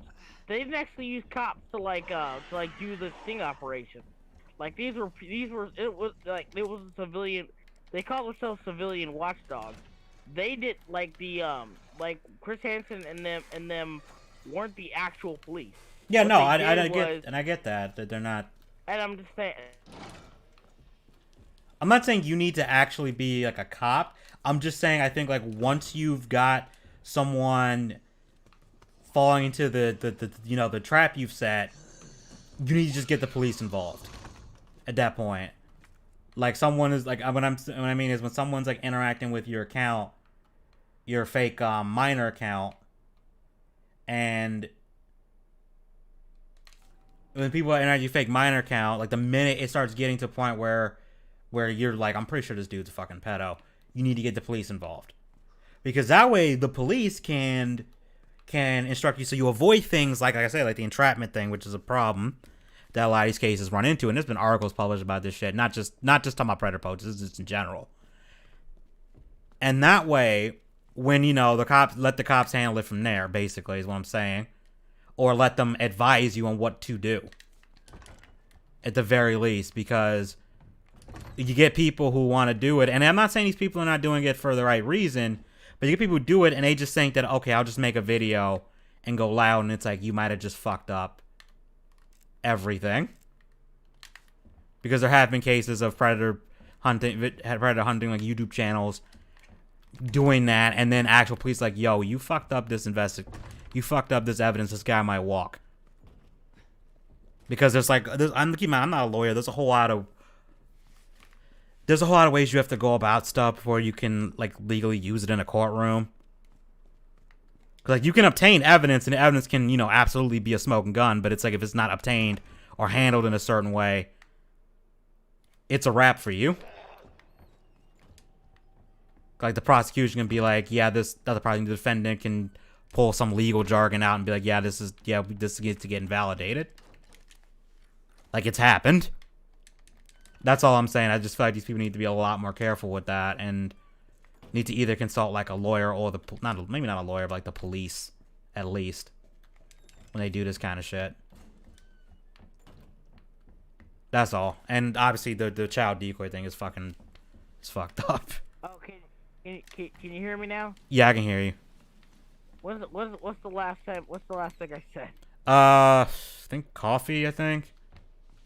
Or no, you were talking about how Chris Hansen, they would work with the police, and they were like the watchdog thing. I think is what you called them. Yeah, they were called they're called a civilian watchdog group. So here's the thing: in the first episode of To Catch a Predator, a lot of the guys that they caught walked away because they weren't directly involved with the police. Right, exactly. Yeah, but here's the thing: like later episodes, the reason, like, it's like what's a good analogy for this? The thing about To Catch a Predator was it was essentially setting up a trap. It was like civilians doing all the work and setting up everything right. Right, which and once they got everything, they would immediately send it to the police and do all that stuff, right? Here's the thing, though. What they did was they would find these civilians who were working on this, right? And the police would deputize them because it's easier for a case to get through the system if police enforcement is directly exactly involved. My point. But here's the thing, and I think people need to understand this, is that just because, and I think like, you still hear me, Edgy? Yeah, I can hear you. Okay, I'm trying to make sure because sometimes Discord just cuts off or whatever dumbass. But like, here's the thing though. The thing about this is like with Chris Hansen and all it like and all that and all his shows, like because they deputize them and do all that stuff, it moves through the system really fast. It moves like really super fast. So like, since they're technically like law enforcement is directly involved because again they deputize these civilians really quickly and they go through all these systems and all that stuff, right? Yeah. But the thing about EDP situation is it's not so much that I don't think that I think the investigation is just gonna take longer. That if we're gonna look through EDP, we're gonna look through all this stuff, and like I said, there's enough evidence there. I think there's more than enough evidence because you have stuff like sinful, harmful images, enticing a minor, like all that other stuff. online, because there's like a lot, like again, because To Catch a Predator started a lot of these online crimes. Right? A lot of the like online crimes, like soliciting sex with the minor, like stuff like that. That was because of fucking To Catch a Predator, right? Right. So there's enough there for EDP to get caught up, and there's like enough evidence. It's just gonna, since they were deputized, stuff like that, it's gonna take a lot longer. And again, we live in 2021, where if something isn't instantly done about it, people don't think that Oh, I didn't stuff is expect gonna. him to like instantly get arrested because. But like, yeah, I get. I don't want to. But like the thing is, like it's not only that. It's not only because like with Catch a Predator, like they could do that in an instant because like I said, they deputize them and they immediately give their stuff to the police once they caught them on camera and stuff like that. So I think like it goes faster and it's a lot smoother and stuff like that. But there's more than enough for EDP to get charged of stuff like that. And I think people who are going out of their way to claim like, and even like the police are, and like people are saying, well, it's gonna be hard. Like people are taking like the police saying it's gonna be hard for us to do anything like that because of how they handled it. And I do agree. But like stating that it's gonna be harder for the police, it doesn't necessarily mean it's gonna be impossible. Cause like I Oh, I'm said, not saying it's there's a impossible, lot, but why would you make it harder for the police to do their job because when like you could have just involved the police from day one? I'm not saying they didn't. I'm not saying they didn't involve the police. I'm saying like I said with To Catch a Predator, this was like a major operation that took months of planning in advance. This in my opinion feels like they got the police involved and they have all this evidence there. So now the police are gonna have to look through all this evidence, stuff like that, compared to Catch a Predator, where the police are instantly involved, stuff like that. And again, like you can't just get instant. I think like with Predator Poachers is like since they're just a bunch of guys just doing this, they can't just say, hey, can we get like a bunch of policemen involved in this case and stuff like that. What I'm trying to say is essentially is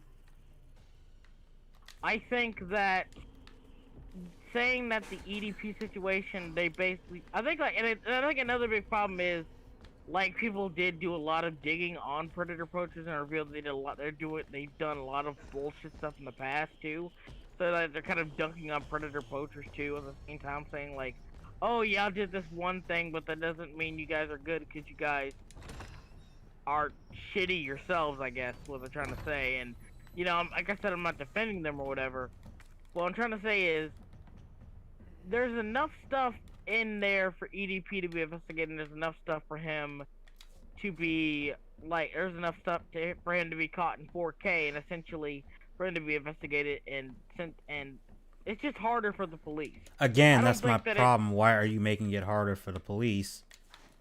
And I think, but like I said, I think the thing is like these are just a bunch of guys who are doing this for whatever reason on their own. And like I said, with something like, again, To Catch a Predator, they were a major news network with a bunch of time, money, and resources that could like involve the police in legitimate sting operations, and again make this go down fast and smooth.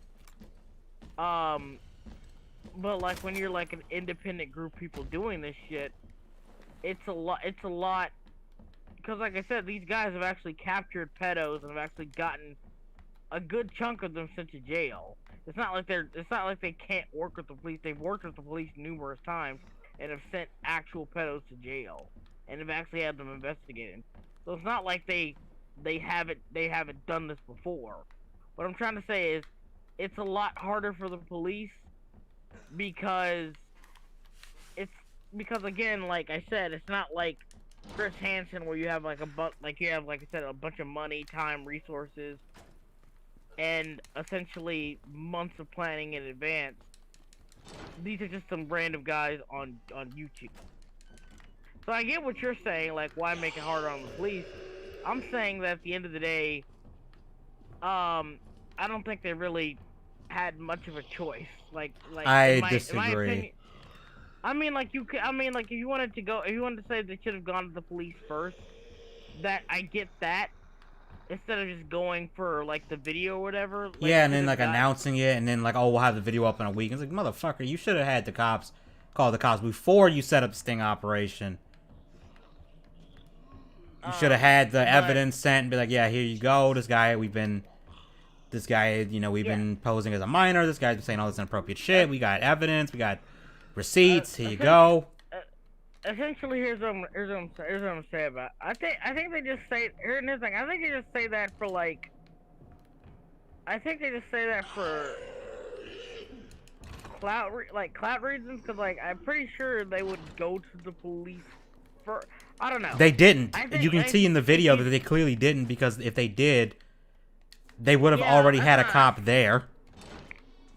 That's what I'm saying. Like, I do agree. Like they could have done. They could have done this better. But like I don't think people are saying like, oh, EDP's gonna walk because they had the handle. I'm like, there's like all the evidence they have. It's gonna take the police a bit longer. And I'm saying, I think most people are saying he might, based on what they're saying. What they have? It's all the evidence is for what they have and all the stuff that he said. And again, you also have to factor online solicitation of a minor. And like at the end of the day, what you're trying to I guess you're trying to say like, well, he deleted his Instagram and it's gonna be harder for them to like do it because he's like deleting his shit. But here's the thing about that. Basically, EDP has to prove that okay, it wasn't my account, that's not my phone, and he can't do that. That's say, backwards. Well, it's innocent until proven guilty, so they'd have to prove he's guilty. Yeah, which, but if like, you don't have enough, it's going to be hard to do that if you don't have access to like his computer to 100% prove that, yeah, these screenshots are his.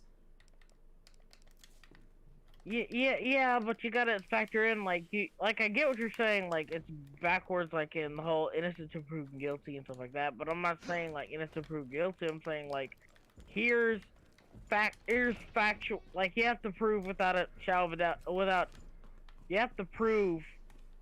I'm sorry, like I said, like I'm gonna need a coffee in a few minutes. I'm gonna do. Yeah, it's 11:53, so you gotta go like soon. What I'm trying to say is essentially, it's that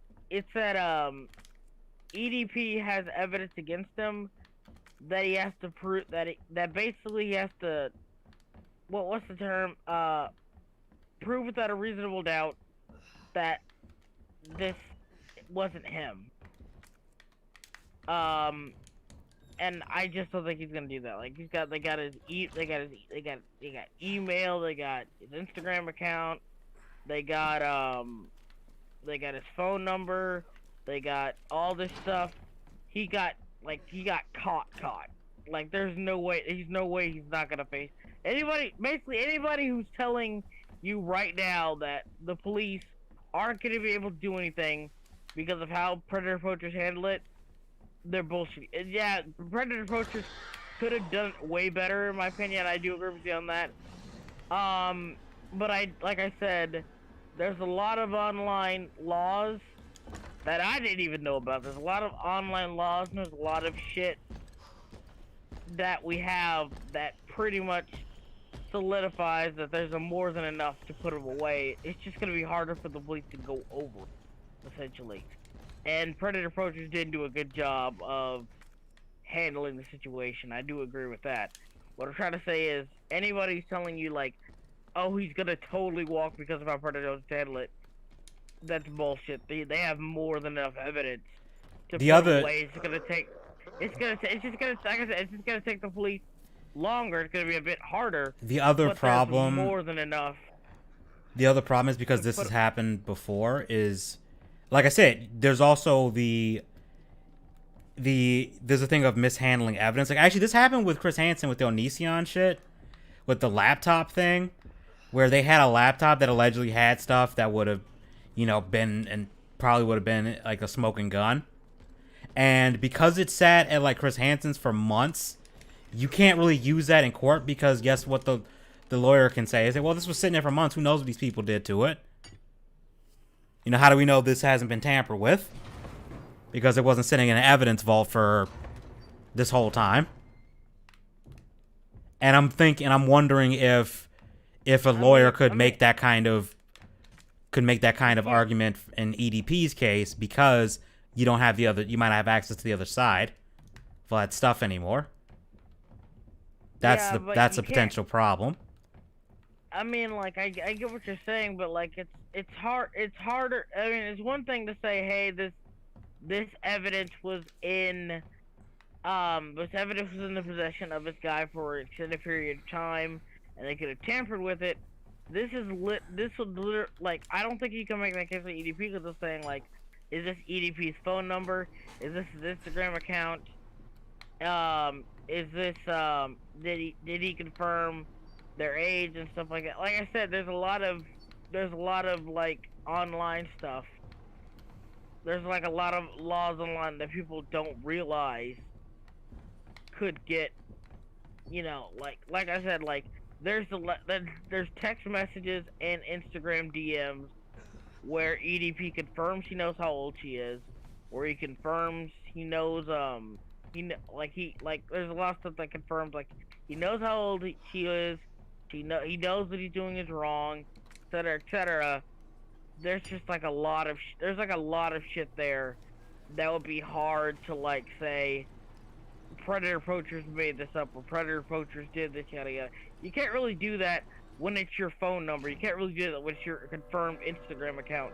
You can't really do that when you give pic. This is why they have big predators take pictures of themselves. It's hard to do that when you send pictures of yourself that aren't doctored or anything like that. You sent pictures of yourself, dude. What I'm trying to say is there's more than enough evidence to put them away. I'm just stating that it's gonna be harder. It's gonna be harder for the cops. It's gonna take longer, and I think, like, this, like I said, society we live in, like, if something isn't instant, it's treated as not getting done. And I think that's the thing with EDP's situation. Like, people are saying, well, they can't just lock them up, throw away the key. I'm pretty sure if predator poachers did it differently, they could put them away quicker. What I'm saying is, they're not going to. It's gonna take them a while. It's gonna take them a little bit longer because of how they handled it.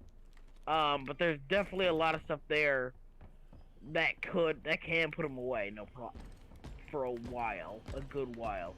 Anyone, like, there's more than enough evidence, like, prove guilt beyond reasonable doubt.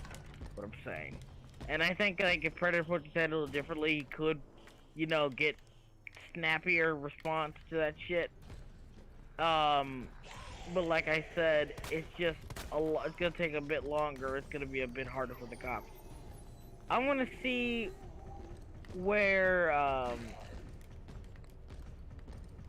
shit. Yeah, you got 2 minutes. I don't know what Sauron's doing. I don't know if he's actually started it yet. Let me see here. Oh fuck, I could have gone this way the whole time. Nice. Wrestling already. If I didn't leave today, it was Monday. Blah blah blah. Alright. God damn it. Oh well, at least I got the clock piece. Hopefully it doesn't set me too far back.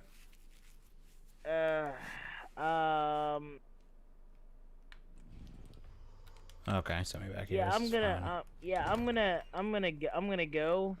Yeah. I'm probably gonna get to a save point and stop. It was fun, Edgy. I'm gonna go, and I'm gonna. If you can cast the stream, I'd be happy to have you on. See you on there. Anyone else want to join in? I'll probably end up watching, like, the VOD of it if he keeps it up. Cause I'm probably gonna go to sleep after this. I'm fighting to stay awake.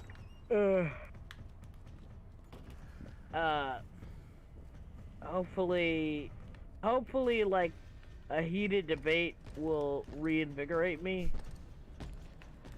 I mean, is it gonna get that heated? Like, I don't really know, like, what everyone's positions are on that. Basically, everyone praises the fuck out of the 2D version of the Clone Wars. And a lot of people don't like the 3D version of Clone Wars, and I think I'm the only one that's going to be out on there defending the 3D version. I mean, I So, don't have an issue with either one. Like, I'm kind of like, I like both. Like, from what I've seen of the 3D ones, I do like the fight scenes in the 2D one better. Like, course, just in terms of they're getting each other fluidity. they're getting each other costumes. I know, like, that's the only thing I would say about the 2D, because one thing I noticed with the 3D ones is that the fight scenes are kind of, and it's not all of them, because I think the later ones, they fix this, and it's kind of described, but like the way they move when they're fighting is very, it's not, yeah, it's stiff. It feels like they're blinking in between poses rather than naturally moving into them. So it doesn't feel like that their actions have enough weight behind them. You know what I mean? Yeah, I know. It's like they're missing frames in between, like in between like each time they attack each other, and it ends up feeling a little bit like floaty or like light, which is a problem CGI has. It's not exclusive to them. Yeah, I'm gonna go off. I gotta go. Yeah. Sorry, Edgy. No offense. Oh no. It's cool. It's cool. Like I said, I realized I ran past the save point. But that's because I didn't want to die. Oh fuck! The dogs are in here. I'll talk to you later. Thanks for having me on, dude. Yeah, no problem.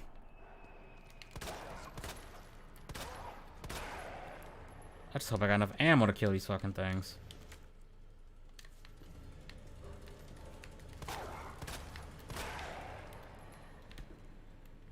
Whew. Okay, we're good.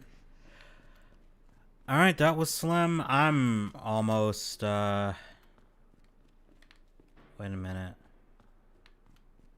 I forgot what the damn, thing is I need.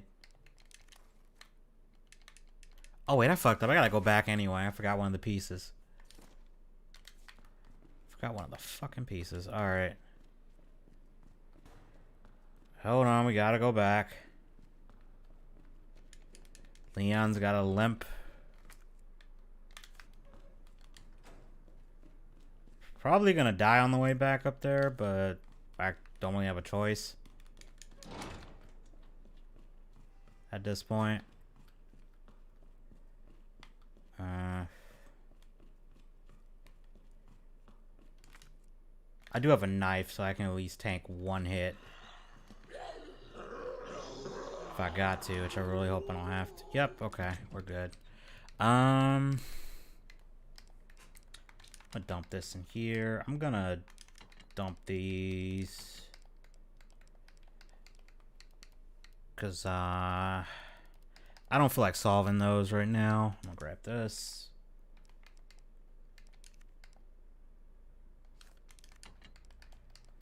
Store these keys. Oops, let me grab the piece.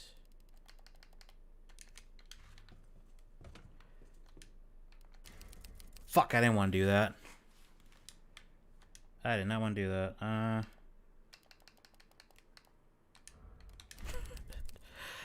Okay.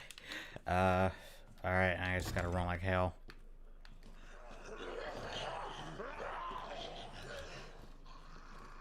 That wasn't too bad. Okay.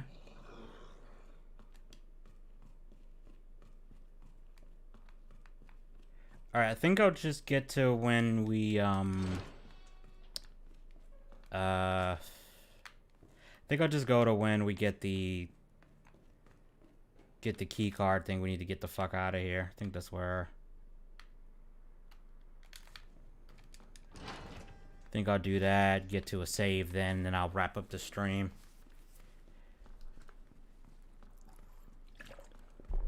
Holy shit, am I tired, and I'm gonna be busy this weekend.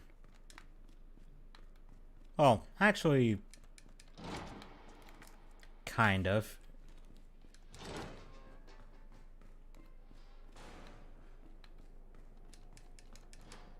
Oh, not that way. This way. Yeah, fuck you. Fuck you too. You're never coming back here.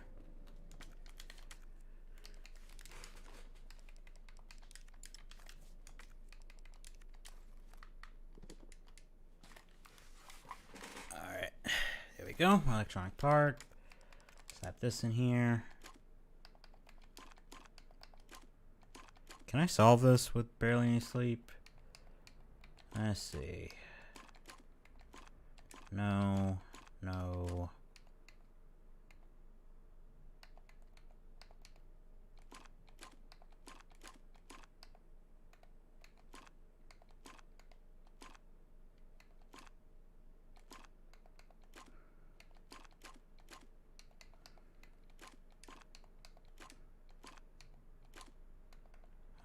Fuck. Fucking hell. I forgot to solve this.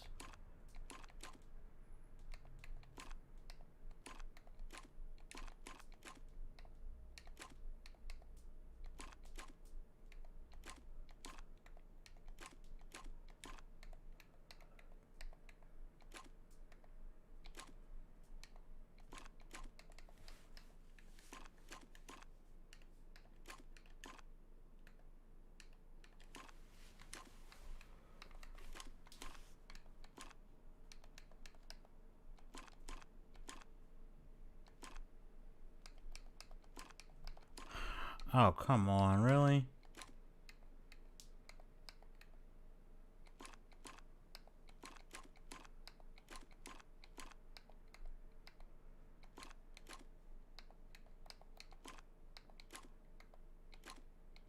Because it needs to go in there, but there's not really a way to connect it.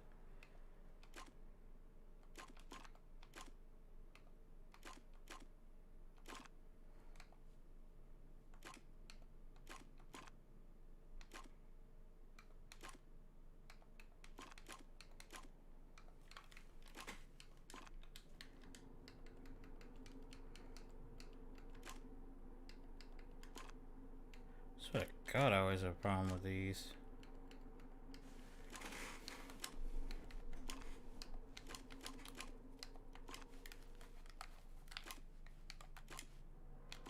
Because it's not a way to actually...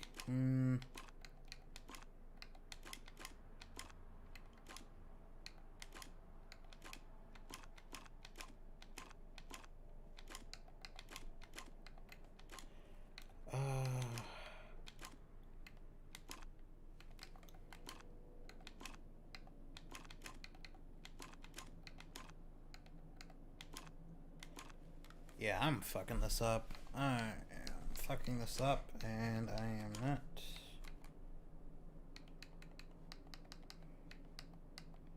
I'm not sure how to fix this right now, because it needs to kind of go there, but this thing only does two-way. There's no way to connect it that way.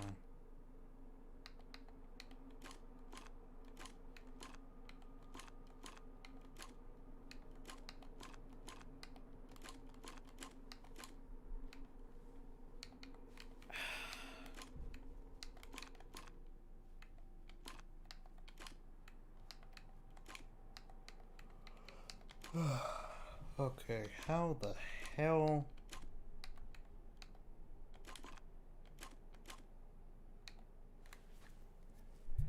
Okay, how in the fuck do I solve this again?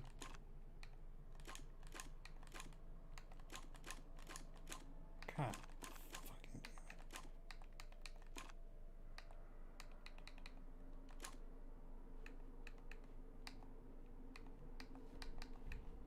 Can't get all the way down there, but how the hell do I do that?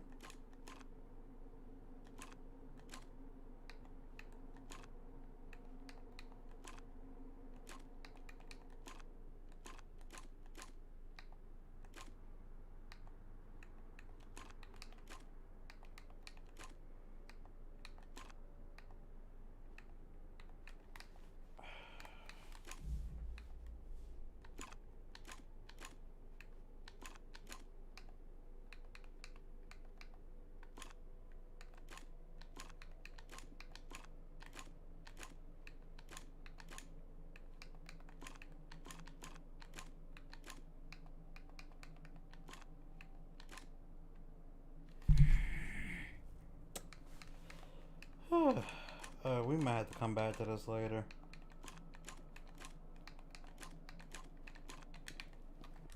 let me.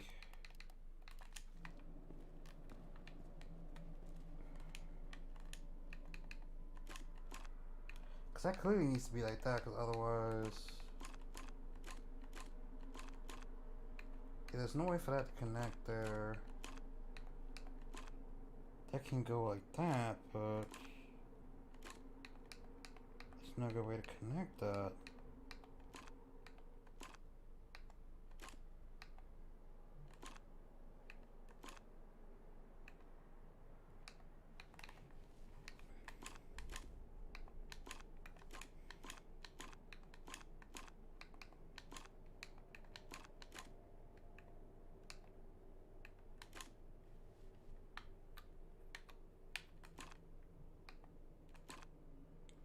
Oh, there we go. Okay. There we go. I'm a fucking idiot. There we go.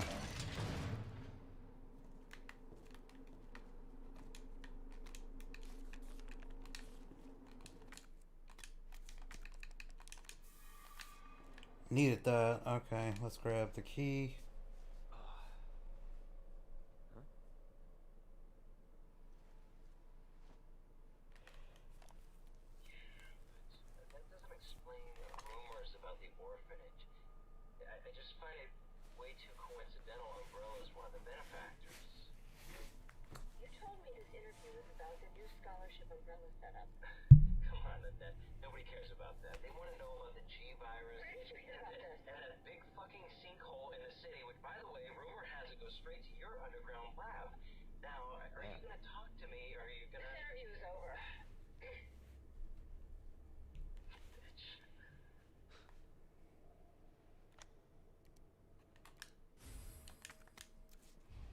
Yeah, that won't be important for later. What are they after?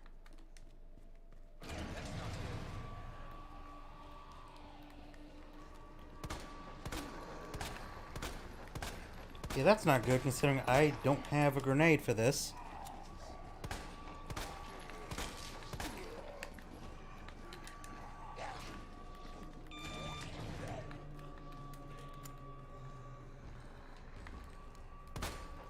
Give me a break. Ah.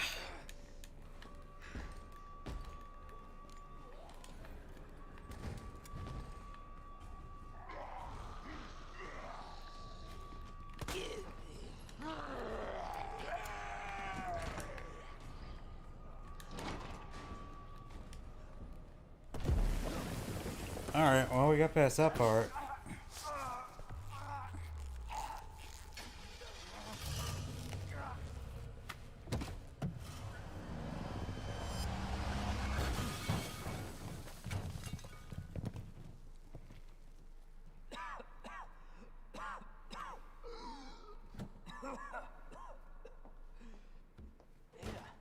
This is getting old.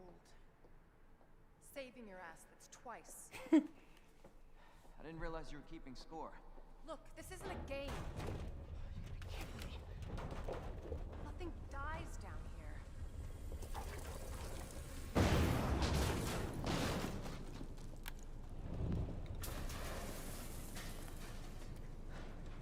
take it you have the key card. Yeah. Hey. And this. I was hoping you could explain what's on it. Hey, Danger. We're actually about to, I'm actually about to wrap this up in like a couple minutes. I'm just Let's get out of here. gonna get to save point. But, I actually got through quite a bit today. I'm probably gonna end up finishing Leon's next week. Because I don't think there's too much. I'm trying to remember. Oh, we gotta go through the sewers, that's right. Then the lab.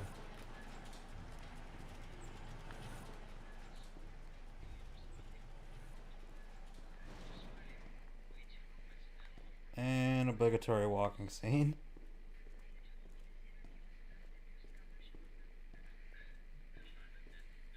I'm just glad the city streets are empty at this point.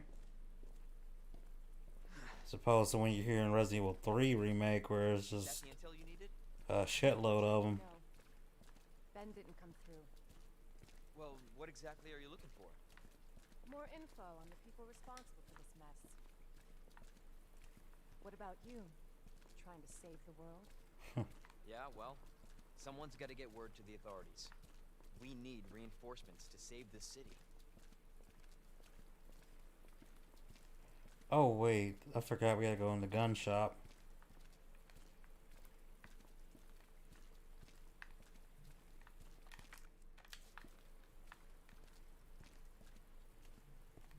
Road's out. Going through that gun shop looks like the only way. I wonder, something tells me a gun shop would be probably the best place to hold up in. Or one of them.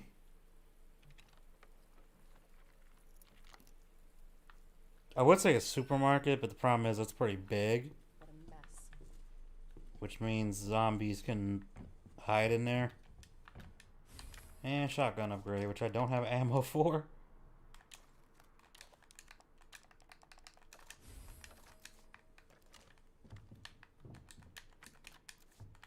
Looks awesome with it, but I just don't have ammo for it, which is...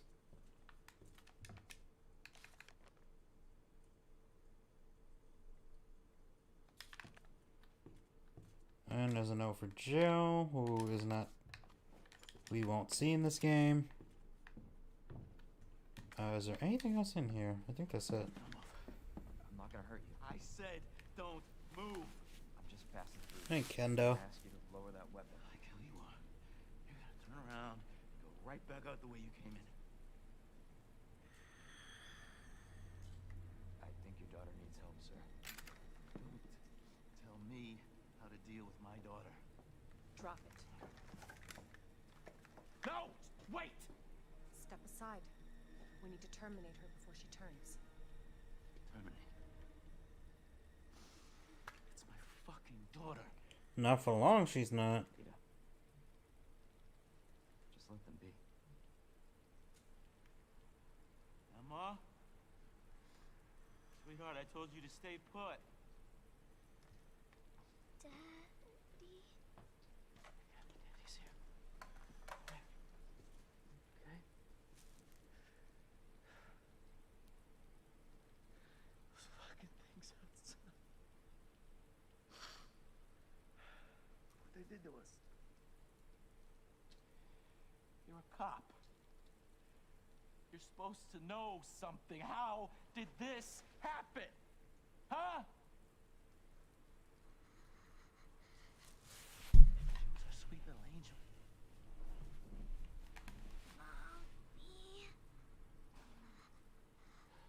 I was sleeping, honey. Okay? I think he's losing his mind. Put you to bed too, okay? Emma.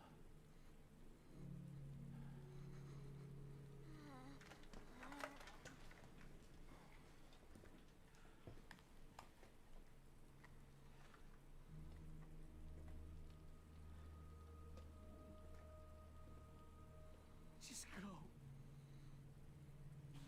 Just give us some privacy.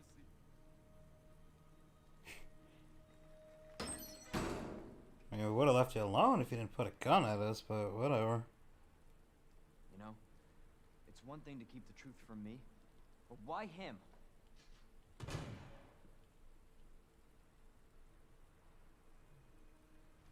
I want to find out what's happening here and stop whoever's behind it. Helping people like them? That's why I joined the force.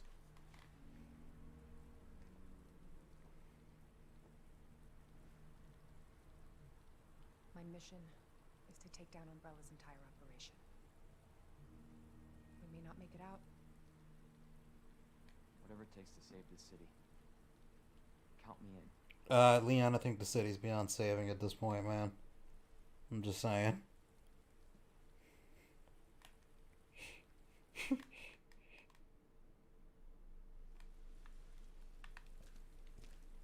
Just saying, I think we might be a little late for that. They're a pharmaceutical company secretly making bioweapons. They have a virus. It turns people into indestructible monsters. That explains the horrible things I've seen.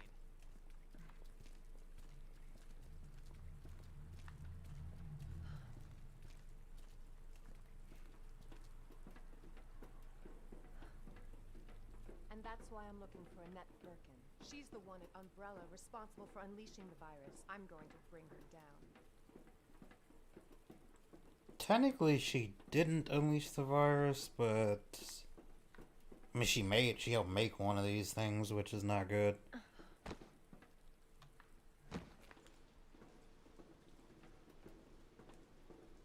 This is how we get to Annette.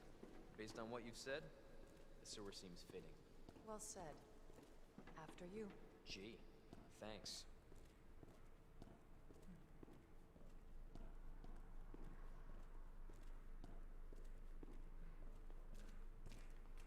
Can't imagine a real scientist being down here. According to HQ, this leads right into Umbrella's secret facility. Come on. Sewers are run by the city.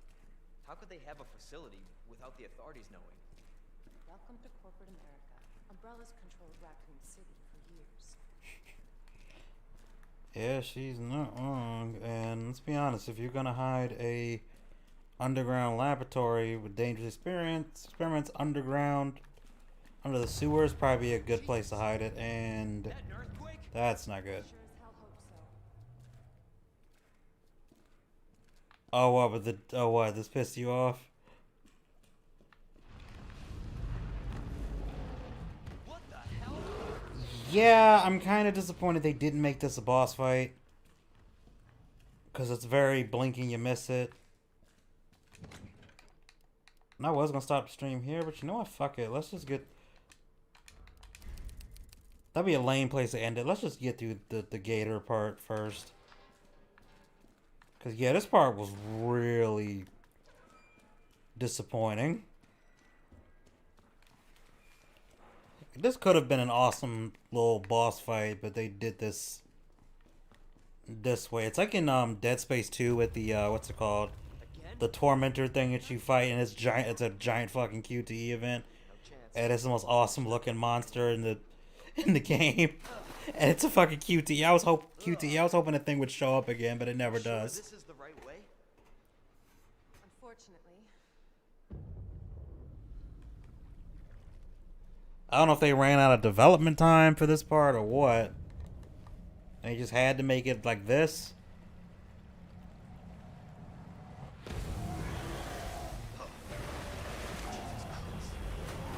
I mean, it looks fucking cool too. Like, that's what makes it even worse. But damn.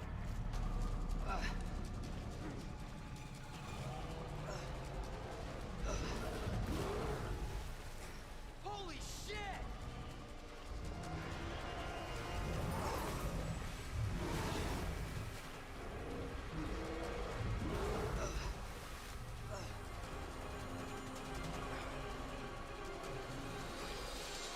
Yeah, I'm not even sure how this will work.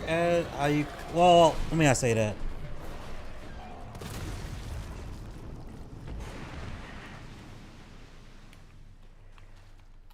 I guess what you could have done is, You overgrown son of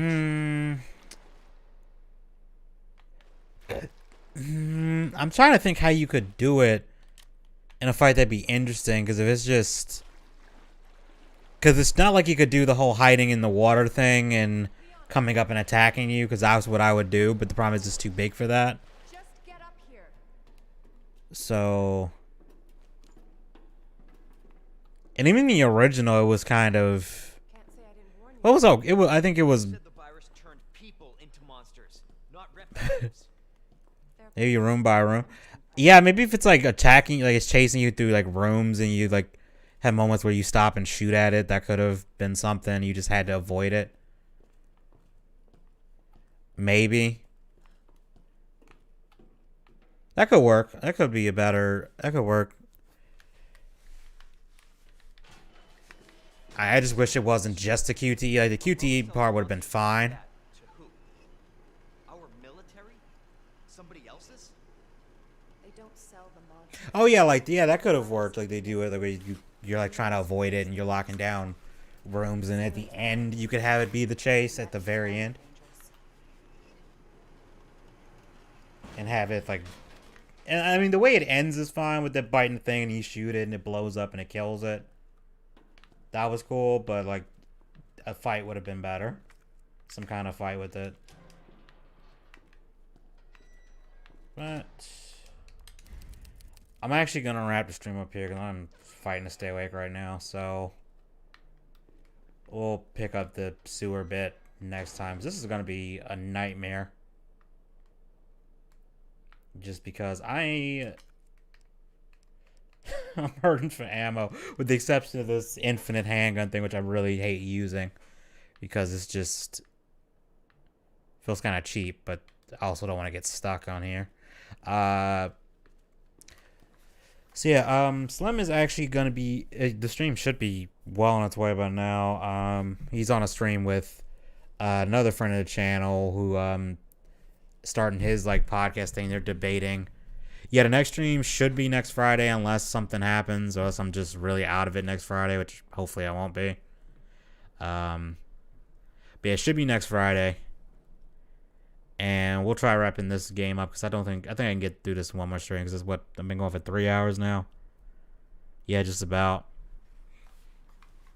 So thanks to anyone who came out, and yeah, see you guys in next stream or whenever I upload again. Which I don't know what I'm gonna do next week for videos. But all right, I'm gonna head out.